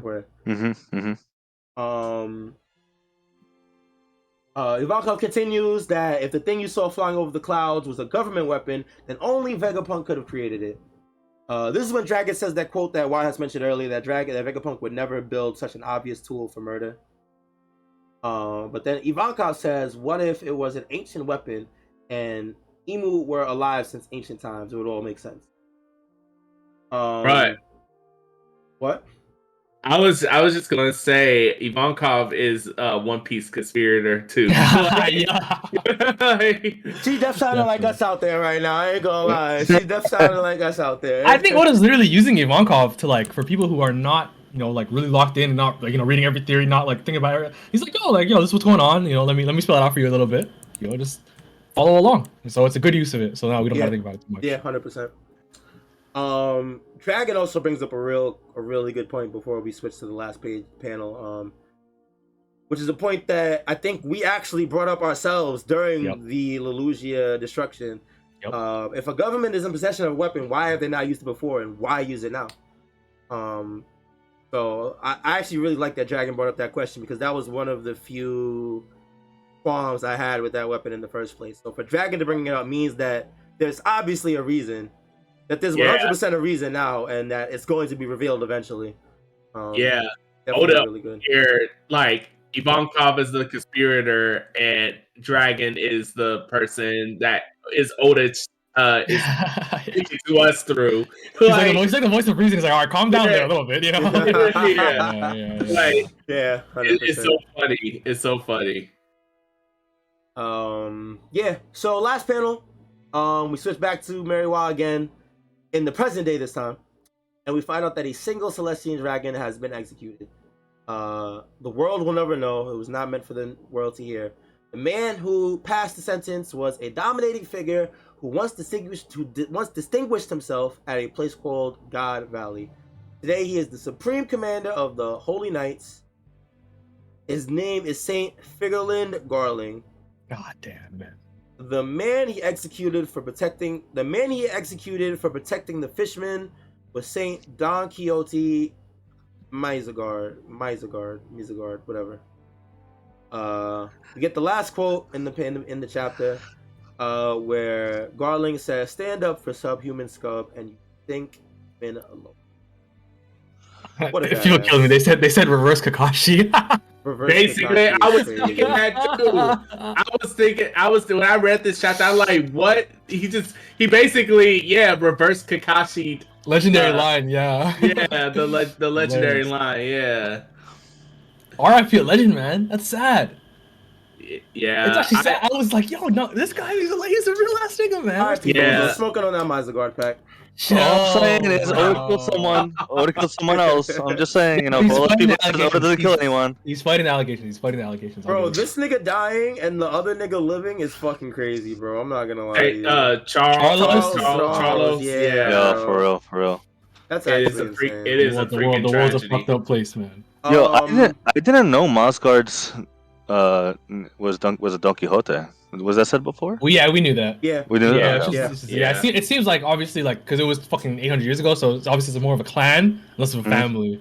Yeah. Okay. Yeah, I think it's just because it's associated with Doflamingo and his family. Mm-hmm. For us reading the story more so than it being an actual celestial family name. You know what I mean? Yeah, because it sounds crazy, but yeah, it's literally he's probably like Doflamingo's like 30th cousin, Twice removed. That's what it looks like. Yeah. Yeah, it is sad. So let's talk about Garling since we're here, right? Yeah. If any guys want to headline that. He looks badass. Is this Shank's dad? Let's just cut. I know that's what people are asking. Is this Shank's dad or definitely a relative? Probably. So for context, right? People that are listening, in the movie Film Red, Actually, one of y'all has seen it. Explain it. I'm yeah. explaining off of second what you've hand heard. listening. Yeah, exactly. Let's go. YHuss, go. YHuss. YHuss. I'm saying my fucking name, bro. So basically in the movie, Uta's wilding a little bit, and the Gorosei have a cameo, and they're like, we have to do something about this. But one of the Gorosei is like, but would we really do anything to a family of someone of the Figarland family? And the only reason they knew her family was because it was Shanks' daughter. So they just assumed that because Shanks is part of Figarland, Uta's part of Figarland, so we now know Shanks' last name is Figarland. I also think Oda wrote it in a little bit of a magazine that came out with Film Red. So yeah, that's the connection there, is that Saint Figarland. And also the gods, like that whole the gods valley thing is huge. The other translation said that he was the king of God Valley. He was the king of God Valley. I saw that. Yeah. The official one that came out originally said that as well, but they changed it recently to he distinguished himself. Yeah, they really used to say that he was the king, but they changed it. So he did something at God's Valley that distinguished himself, that made him gave him a lot of honor, or maybe he like fought the rocks or whatever. He saved some people, blah blah blah. So that's, I guess, what happened in God's Valley. But we know also from Film Red is that Roger and Rayleigh found Shanks in a treasure chest. A treasure chest, 1 year old, and the magazine confirms that place was God's Valley. So yeah, a lot of connections to Shanks there. Definitely a lot of connections. And what I like though is that what he said at the end, right? Stand up for subhuman scum and sink even lower. It's the opposite of what Shanks was saying, right? Because Shanks' crew is all fodder, all weak ass people, but he's gonna protect that shit, you know? Are you talking about his fleet or his crew? Nah, the little niggas. He's fleet. My right? bad. I was about to say, like, those niggas ain't that, slouchy. No, my bad. Yeah, no, his crew's OD. I mean, his fleet, they're all fodder, and so it's like the opposite. But also, his sword is kind of similar to Shanks a little bit. Yeah, wait, so is this the silhouette that we thought was his twin brother? Okay, it might be. Most likely, I think there's like an 80. It's a strong possibility that was him. He didn't have the head though. No, he didn't have the hair. But remember what we said. But remember what we said about Oda's silhouette thing. He no silhouette in the history of One Piece manga or anime. It's actually a fucking fact. Literally, none of them have been completely accurate, or sometimes even remotely accurate. Yeah. Okay. To the actual character. So. And I think the fact that he didn't give us the hair was on purpose to make us think, oh, there's like something. It looks like Shanks. He's priming us for this connection. I think a little bit. Right. But I feel like also the fact that they changed the. Sorry, go ahead. I didn't. No. Go ahead. I think you were basically going to say the same. I was going to say the fact that they changed. I was going to talk about the God's Valley thing and the King thing. Was that the fact that they said he was the King of God's Valley? That would mean a completely different thing, because I was thinking if he was the King of God's Valley, that would mean that the Celestial Dragons lived in a place that wasn't Marijois, which is crazy, right? Mm-hmm. So I think the fact they changed it now muddies that a lot. So there's not really much to take from that. Shit. But so that's the thing. But they changed it, so that's not clearly not the case anymore, right? Wait. So what did they change? Wait. What did they? It said that he used to be the king of a place called God Valley. Now it says he distinguished himself at a place called God's Valley. So I think the assumption when you hear distinguish himself, it sounds like a war, like a battle of honor. Yeah. He did something great. So we no longer can say that he ruled that place. But then again, what were Celestial Dragons and their slaves doing there in the first place? It's something we're still gonna have to find out. Yeah. How do we know Celestial Dragons were there? That's why Garp doesn't talk about it. Son Goku says Garp doesn't talk about it because he had to protect Celestial Dragons and their he's slaves. Against that. Yeah. And also because he worked with Roger. And didn't he also just flat out say that the Celestial Dragons used to live in God Valley? That's why it was called God's Valley? We didn't know. We didn't. I don't think he said that. Maybe I'm wrong, but I do not. Okay. Okay. All right. I could have swore Sengoku said something along those lines, like they used to live there or something. But I don't obviously, know why I never put two and two together. That makes so much sense, though. I'll check them out.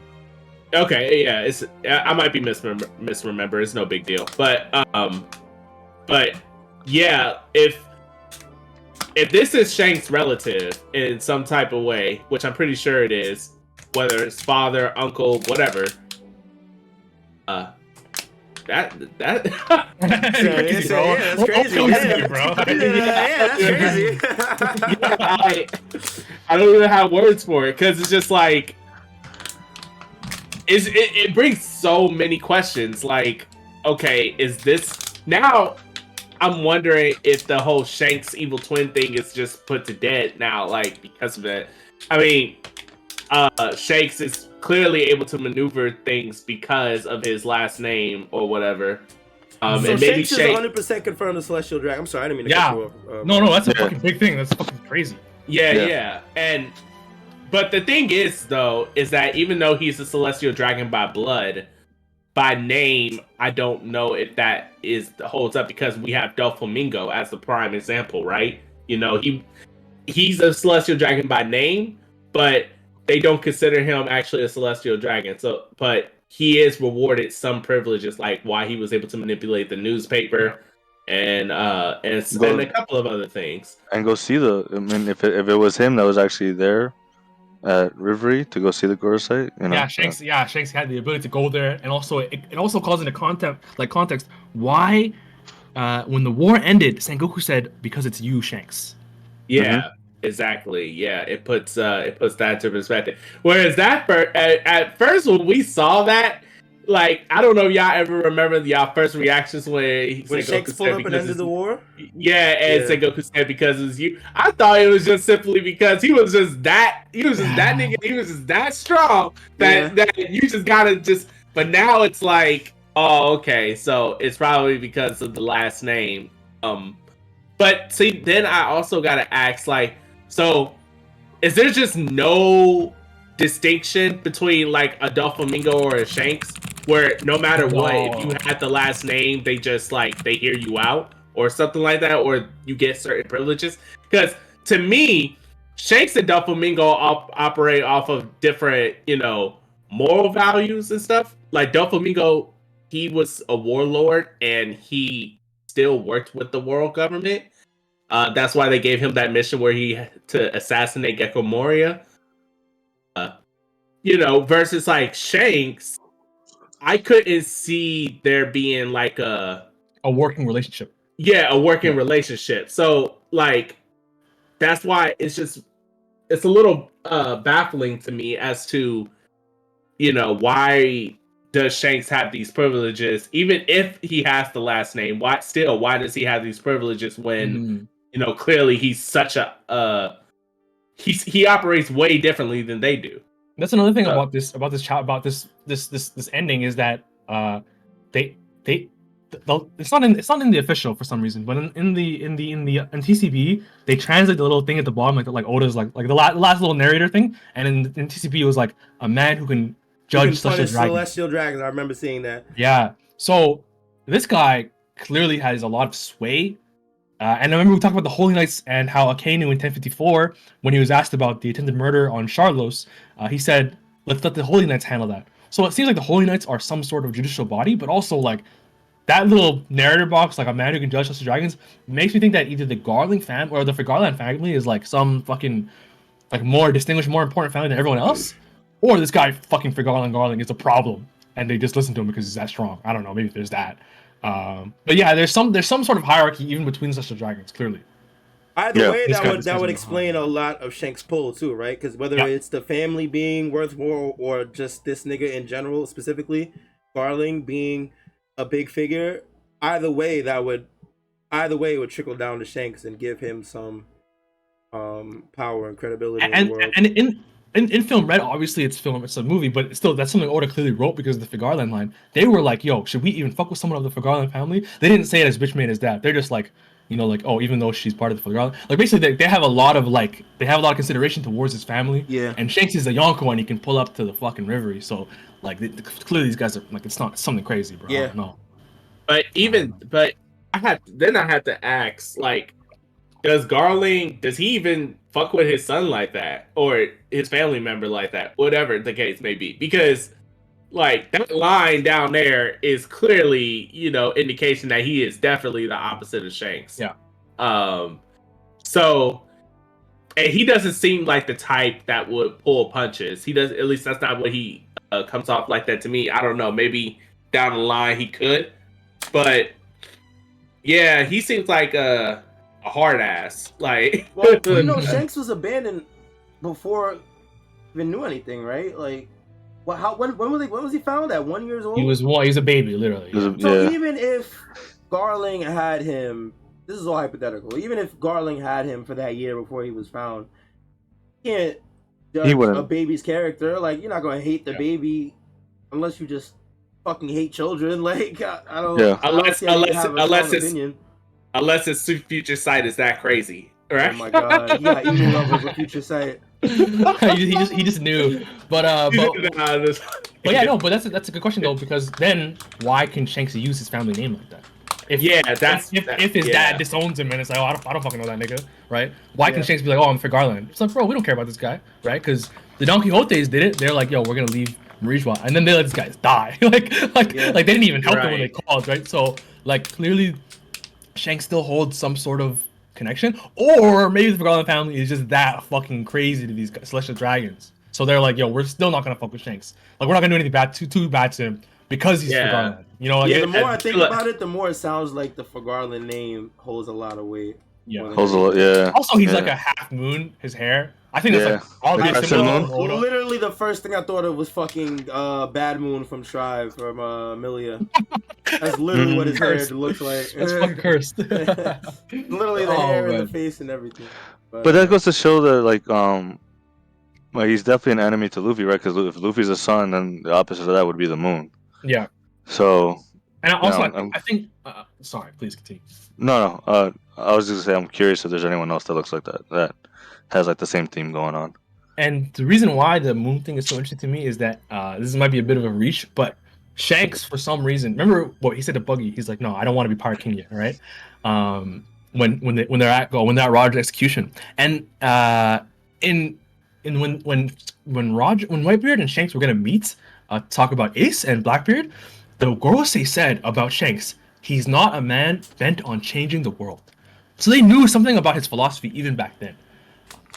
So, and I know there's obviously the evil Shanks theories or whatever. I don't think that's the case, obviously. But Shanks is an interesting guy, and his motives are very weird. Like we just haven't. We don't know where he stands, right? And we don't know what he knows either. Exactly. And so I think the Half Moon is like kind of like what is that trying to tell us, Oda? I don't know. I don't want to read into it too much. But yeah, it's just fucking crazy. After we talked about all the Gorosei being planets and stuff, him being a half moon revolving, being the executioner for Emu and the Gorosei kind of makes sense, right? Facts. And goes into the whole thing. I think it looks cool. But then his design is sick. His design is definitely mad sick. He's definitely in our fighting game. DLC. Facts. The Garland package, him and Uta, yo. Oh shit, that'd be OD. That'd be OD. Oh man. But before, I know we're near the end, but we should. We also haven't. We haven't talked about the rest of the Ivankov Dragon talk. Yes. All right, so let's run through it because we definitely have been going for like 2 hours now. I can't. It's been a beefy episode today. Yeah, it has. So what part of the conversation did you guys want me to go back to that we were talking about? Go back one page. I think this is fine. Yeah. Well, I did think it was funny that Emu's snail has the big ass fucking crown. Real quick. That was stupid. Yeah. This was stupid. What was the clown for that one? Oda always be clowning, bro. I love that shit. But yeah, when Sabo's talking about the shadow in the sky, Dragon's reaction, like. What page was it? It was. Well, I'm on it. Do I still have the Discord stream up? Yeah. Is it the bottom page? The bottom right? Okay, when he says a great shadow, right? Like, and then he looks stressed. Like, I feel like Dragon knows a lot more than he lets on. Yeah. So, I don't know. I mean, what do you guys think? Well, I mean, they're speculating, but we already know that it's Vegapunk's creation, right? Well, it could be. But I really think that it's the Flame specifically. I don't think Vegapunk would create like a big ship or whatever. Because I feel like if they're saying Vegapunk didn't create a weapon, how is a flying fucking ship that can shoot lasers not a fucking weapon? You know what I mean? So I really think it was the flame rather than Vegapunk create. I think like the Ivankov and Dragon are supposed to be like are a bit of a guiding light in the conversation we're supposed to have for this chapter. Is like, okay, Vegapunk didn't like Dragon is like the one like being like, yo, chill out. Vegapunk wouldn't do all that crazy shit to create a big weapon or whatever. So I really struggle to think if like, I don't know. I really think it was the flame rather than Vegapunk creating a big ass flying something. You know what I mean? Yeah. Mm-hmm. Yeah, it's definitely because I mean he basically took away a lot of our guesses or any potential guess where he said there's no way it was caused by a living thing or some natural disaster. So yeah, it has to be then some type of man-made machine of some type, whether that's an ancient weapon or Vegapunk's creation or whatever else, because they were making those guesses below. Ivankov said it had to have been an ancient weapon, and then Dragon's like, well, why wait till now to use it then? So it is hard to guess. It is because like Dragon brings up a good point. If the government is in possession of a weapon like this, why have they not used it before, and why use it now? What if they recently got that source from Vegapunk, right? Yeah, like 1,000%, bro. 1,000%. All right, so I don't know. It's something to definitely think about because this chapter was crazy, bro. It was it was definitely a beefy chapter. I can see why we were been talking a lot about it, because there's so much info here that honestly, even though Oda's been gone, is gone for 4 weeks or whatnot, 4 weeks now, but we got a lot this chapter to talk about and think about. So, and Mr. The detail that you mentioned, that when Ivankov gives Sabo the book about the devil fruits, it's called Genesis. So a book of Genesis, that's obvious. That's such obvious, biblical reference. And then when you think about Kuma having a literal Bible in his hand all the time, and then calling Imu the creator, like. Well, and we also get possibly Imu's full name, right? I think that's definitely his real name. Yeah, Nerona. Yeah, our Saint Nerona Imu, right? Yeah. So, do y'all want to entertain potentially the possibility that this Imu is not the Imu that Ivankov is talking about? Or no, not? because I would say no because of how he thought about Lily and how he clearly remembered that fucking blunder that she did 800 years ago. I think it's definitely the same person. You think so? Yeah, because he remembers that shit so clearly. He's like, yo, like that blunder of hers. Oh my god, what a mistake it was. He's been thinking about it for 800 years. What if it's possible that the old Imu, just like how Odin back in Wano created a journal, what if this Imu had just to entertain the idea that this ain't the same Imu? What if this Imu had a journal of the older Imu, and that's the reason why he can, verbatim talk about Lily, like he knew, or she knew. That would be him, but I need the 800-year-old Imu so that they get a nice punch from Luffy in Gear 5, and it feels like 800 years of suffering. You know what I mean? Bro, what the fuck were they doing for 800 years though? You know what I mean? Like I don't know. Like it's so much, bro. Like, because it still seems like they have a plan. They're trying to accomplish something, but they haven't been able to do it in 800 years. Who knows, like, man?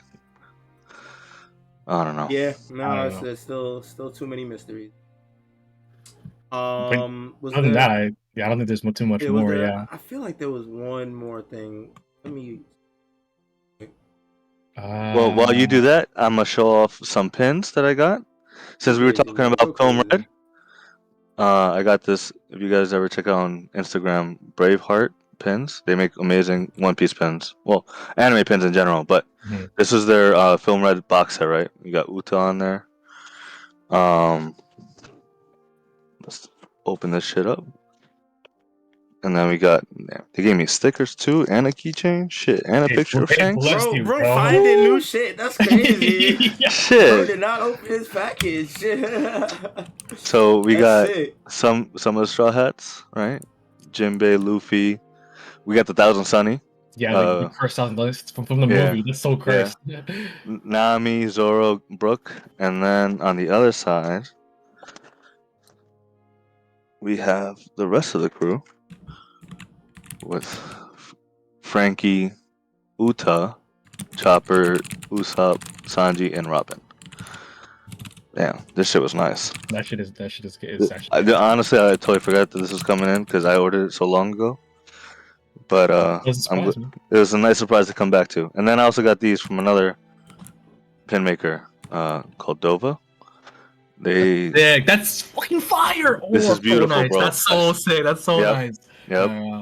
And then so we got Chopper there, and then we got Brook for Thriller Bark. That's fire. So, that's gas. Gas. Yeah, I have a connect with the dude, so because usually his pins sell out and literally. Yeah, I'm just saying he be blessing you, bro. His pins fucking sell out in seconds. So he's like, I know I'm a big One Piece guy. And he's like, I got you.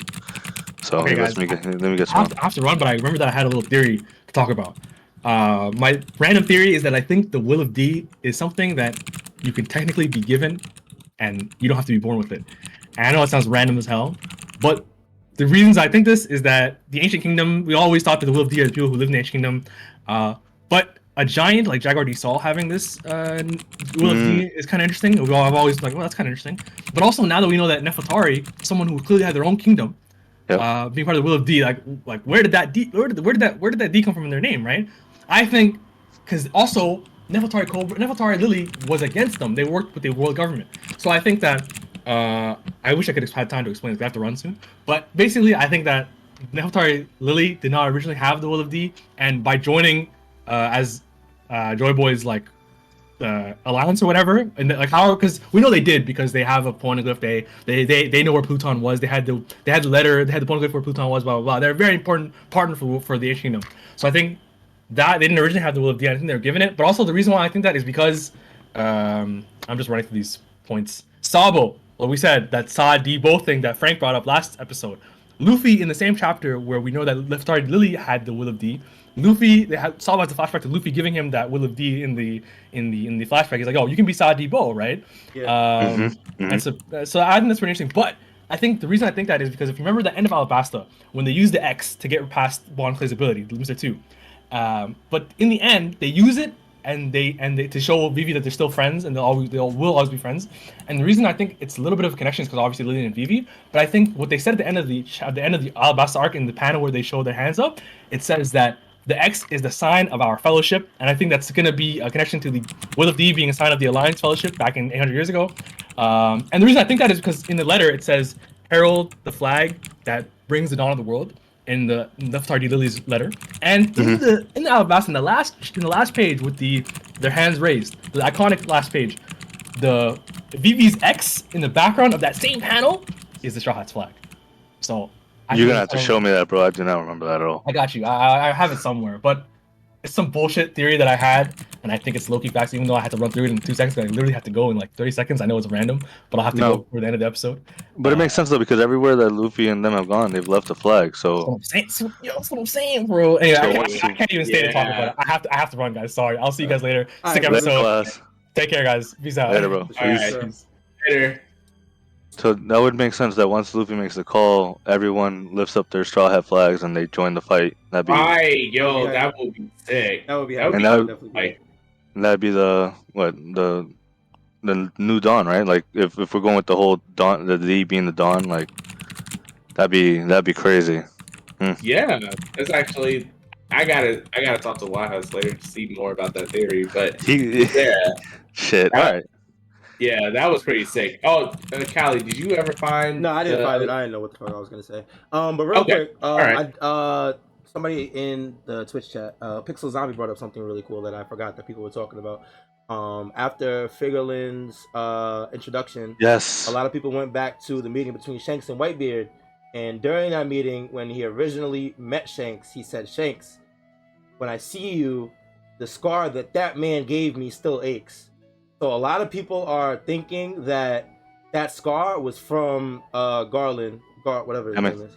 Yeah, Garling. Yeah, That I saw that theory too. That is actually an interesting one. But it's like, why would Whitebeard actually no. I could potentially see that.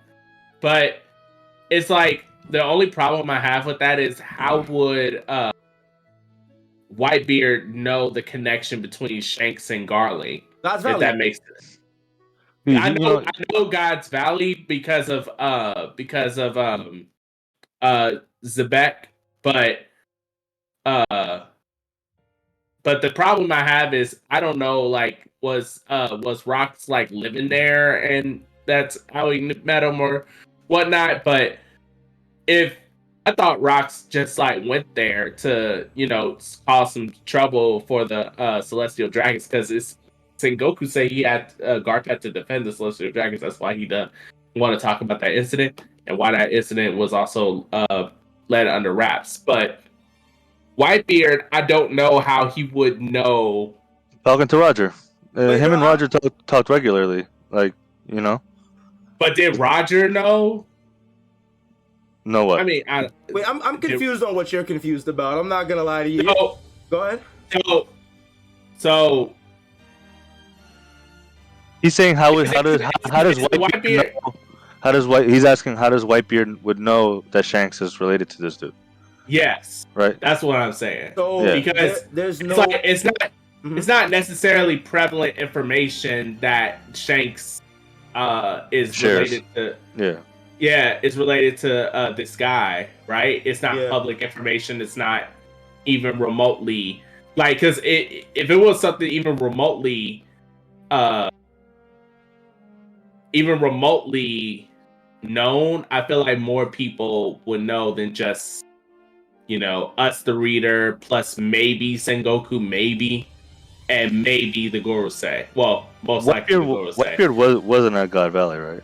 No, he was. No, but that's what that's why I'm confused, because Rox was there with his whole crew at God Valley. It wasn't just Rox. Oh yes, of course. It was literally Rox. You're right. It was literally Whitebeard. That's why I'm confused, like how he was literally there on the island. Granted, yeah, you're right. Granted, he was there on. Go ahead. No. I was gonna say, granted, I don't know how many situations could pop up where it could happen, but him being on the island definitely has it make sense that he would know the connection more than anybody else on the, you know, outside of the world. It wouldn't be like public knowledge. It would just be the people that were there at the incident that would know, you know. And remember, Whitebeard was part of the Rock's Pirates. Yeah, they were all there. Her big mom. And yeah, you're right. I honestly totally forgot about that. And like the fact that because remember, it was X-Back, Kaido, Big Mom, Whitebeard on the Rock's Pirates trying to attack the Celestial Dragons, I'm assuming, right? Yeah. And assuming, yeah. So this dude fighting Whitebeard makes sense. And you know, and then he could have seen him with Shanks or something. Yeah. Yeah, that's possible. I guess that's possible. But then, well, I gotta wonder why didn't Whitebeard comment on Shanks at all when he met up? Because I mean, clearly Whitebeard's first time seeing Shanks after, assuming, let's say he did see Shanks at God Valley, it wasn't until when he was old and, you know, Shanks went up to meet with him, that was the next time he saw him. He saw him again, we know for a fact, when he met up with Roger. Mm-hmm. So, like, you telling me throughout all that whole time, because they were there for 3 or 4 days, right? And 3 days they were all fighting. And then there was a day where they were just peacefully talking to each other and having a good time, trading treasure and all that other stuff. You mean to tell me Whitebeard didn't like look at Shanks and be like, "Damn," like? So well, maybe because he grew. When you grow older, he probably started looking more like him, though. You know what I mean? Like maybe as a kid he didn't like. He's not trying to put those feelings of animosity towards Shanks as a kid, or like, you know what I mean? Like, even if he like he was a kid at the time, he's supposed to have beef with Shanks still. Like, Shanks had nothing to do with the situation at the time. I mean, he don't got beef with Shanks. He didn't have beef with Shanks then either. Well, I'm confused on what you're saying. I'm not gonna lie. I'm saying that it's hard. It's it's hard for me to get behind the fact that, you know, Whitebeard was talking about Garling in the meeting with Shanks, because all I could really think of is Roger, because again we saw the flashback where, you know, Roger met we don't know their whole timeline. We at least know one timeline, at least know one part where Whitebeard met up with Roger, and so he had to have seen Shanks. I highly doubt he went 4 days without seeing. Oh, I get what you're saying. Yeah, and we could have got an indication at that point that that's what he was referring to. Because remember, the Whitebeard Shanks meetup, what chronologically in the story, at least, well, not chronologically in the story, but chronologically in real life, happened before we saw the flashback. But it's just in chronological order of within the One Piece story itself that the Whitebeard. Yeah. So because of that, you know, if Oda was trying to allude to the fact that there was something about Shanks that made him problematic to Whitebeard because of Garling, you know, he could have expanded on that in the flashback. I ain't gonna lie, bro. It's a little nitpicky, gang. Just a little bit. I'm saying that because right now you're saying that you can't get behind it because there wasn't enough foreshadowing for it in this one instance or whatever. And in this series where Oda does nothing but foreshadow time and time again, I think he's allowed to bring stuff up once or twice without foreshadowing it and it's still being relevant. You know what I'm saying? I do see what you're saying, and I do understand that, but then I had to point to, like, you know, a little, you know, fallacy thing like Occam's razor, which explains, you know, out of the two scenarios or multiple scenarios, why not go with the one that's the most simplest? And I feel like the most simplest of sometimes the most simplest explanation is the explanation. I feel like the simplest explanation is just he was talking about Roger, because, you know, that one had a lot of foreshadowing that you know, it was that Roger, because even before that, we didn't know that Shanks was a part of Roger's ship. We only found that out, I think, later when Luffy was on his way to Impel Down. Yeah. I mean, not on his way from Impel Down, but on his way to Marineford through Impel Down, and he was like, "Yeah, so blah blah blah blah." Yeah, but and Bucky was saying like we were both part of Roger's crew and all that. Yeah. So I feel like that was the explanation. Like, you know, you remind me of Roger because he was a part of Roger's crew, and they were literal attack. Well, they were frenemies. Frenemies. Yeah, and that's literally what they were 100%. Yeah, they were frenemies. So I feel like that's what it was. Just that's fair. Yeah, but that's me personally. No, I honestly think it could be either way. I don't think it's 100% hard proof either way. I think it's a wait and see thing. But I definitely see where you're coming from. I didn't even think about Roger, to be honest. It didn't even cross my mind. But it would make more sense thematically if it was Roger. Yeah, that's what I mean. Yeah, that's what I thought originally too. But yeah, it's just one of those things. Well, we'll see when we get the God Valley flashback. God Valley, man, we need this God Valley soon, bro. We do. Yes. There's a lot more players in that event than we know of, bro. Because they keep adding more people. Yep. I'm just. Yep, that's gonna be one of the biggest events in One Piece. Because what if real quick before we end, what if like they ended it real quick before we end like 5 times? I can't lie. No, you're it's one right. of them episodes. It'd be like, go ahead. It'd be like that. Go ahead, bro. What if like because they said that they found? What if the Celestial Dragons gave Shanks up like as a peace treaty or some shit like that to Roger and them for defending them? I don't know. Like, I'm just curious as to why someone related to this dude. Make sense. Holy shit! I actually like that. Because like I'm just trying to figure out why if Shanks is part of this prominent Celestial Dragon family, why would they just let him go like that? You know what I mean?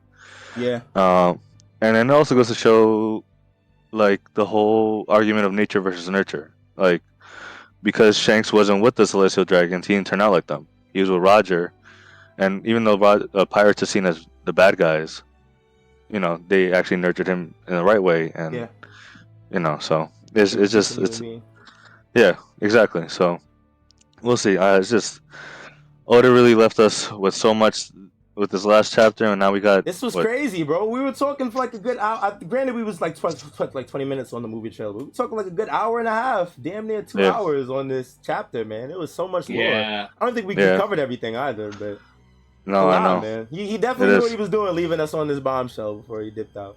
Mm-hmm. Yeah, he left us a lot to digest and think about for these 5 weeks or whatnot. So 100%.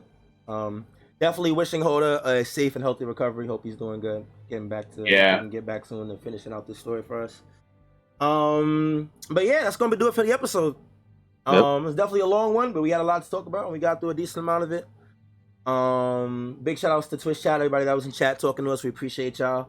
Big shout outs to everybody on YouTube listening. Shout outs to everybody on Spotify podcast, Podbean, Apple Podcasts, etc. Wherever you listening to us, we appreciate you and we thank you. Right.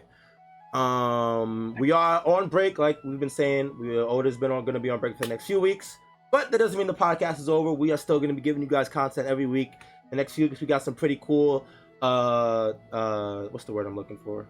I was about to say non-canon episodes. Oh my god. Some side episodes. We got some fun little content playing for you guys outside of the manga. So make sure you guys stay tuned. Make sure you guys follow the Twitter and the TikTok at Strawhat Sitdown and the Instagram at Strawhat Sitdown. All right, follow us on all social medias. We're all there. And yeah, we'll be back next week with some more content. Till then, guys, you guys take it easy. Be safe. Be healthy. We appreciate you guys, and we will see y'all when we. Peace, guys. Peace, y'all. Peace.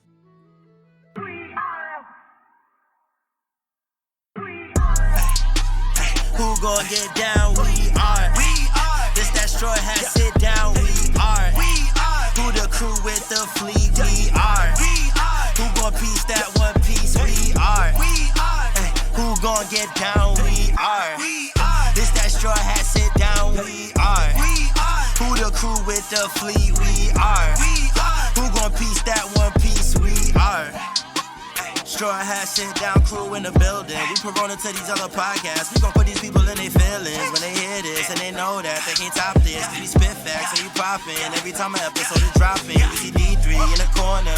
Mister, that's a real G with the green screen in the background. Got him looking like he in a real scene. We got Big Mod in the cut. Always ready with rebuttals, but he bring the knowledge when we in the huddle, so you know the crew is never gonna fumble. And it's YHuss, last but not least. If you ask me, then Cali, Matt the captain, make him rally around me. Every Sunday we gon' run deep, and we can't stop until we find out about that one piece. Who gon' get down? We are. This that Strawhat Sitdown. We are. Who the crew with the fleet? We are. Who gon' piece that one piece? We are. Who gon' get down? We are. This that Strawhat Sitdown. We are. Who the crew with the fleet? We are. Who gon' piece that one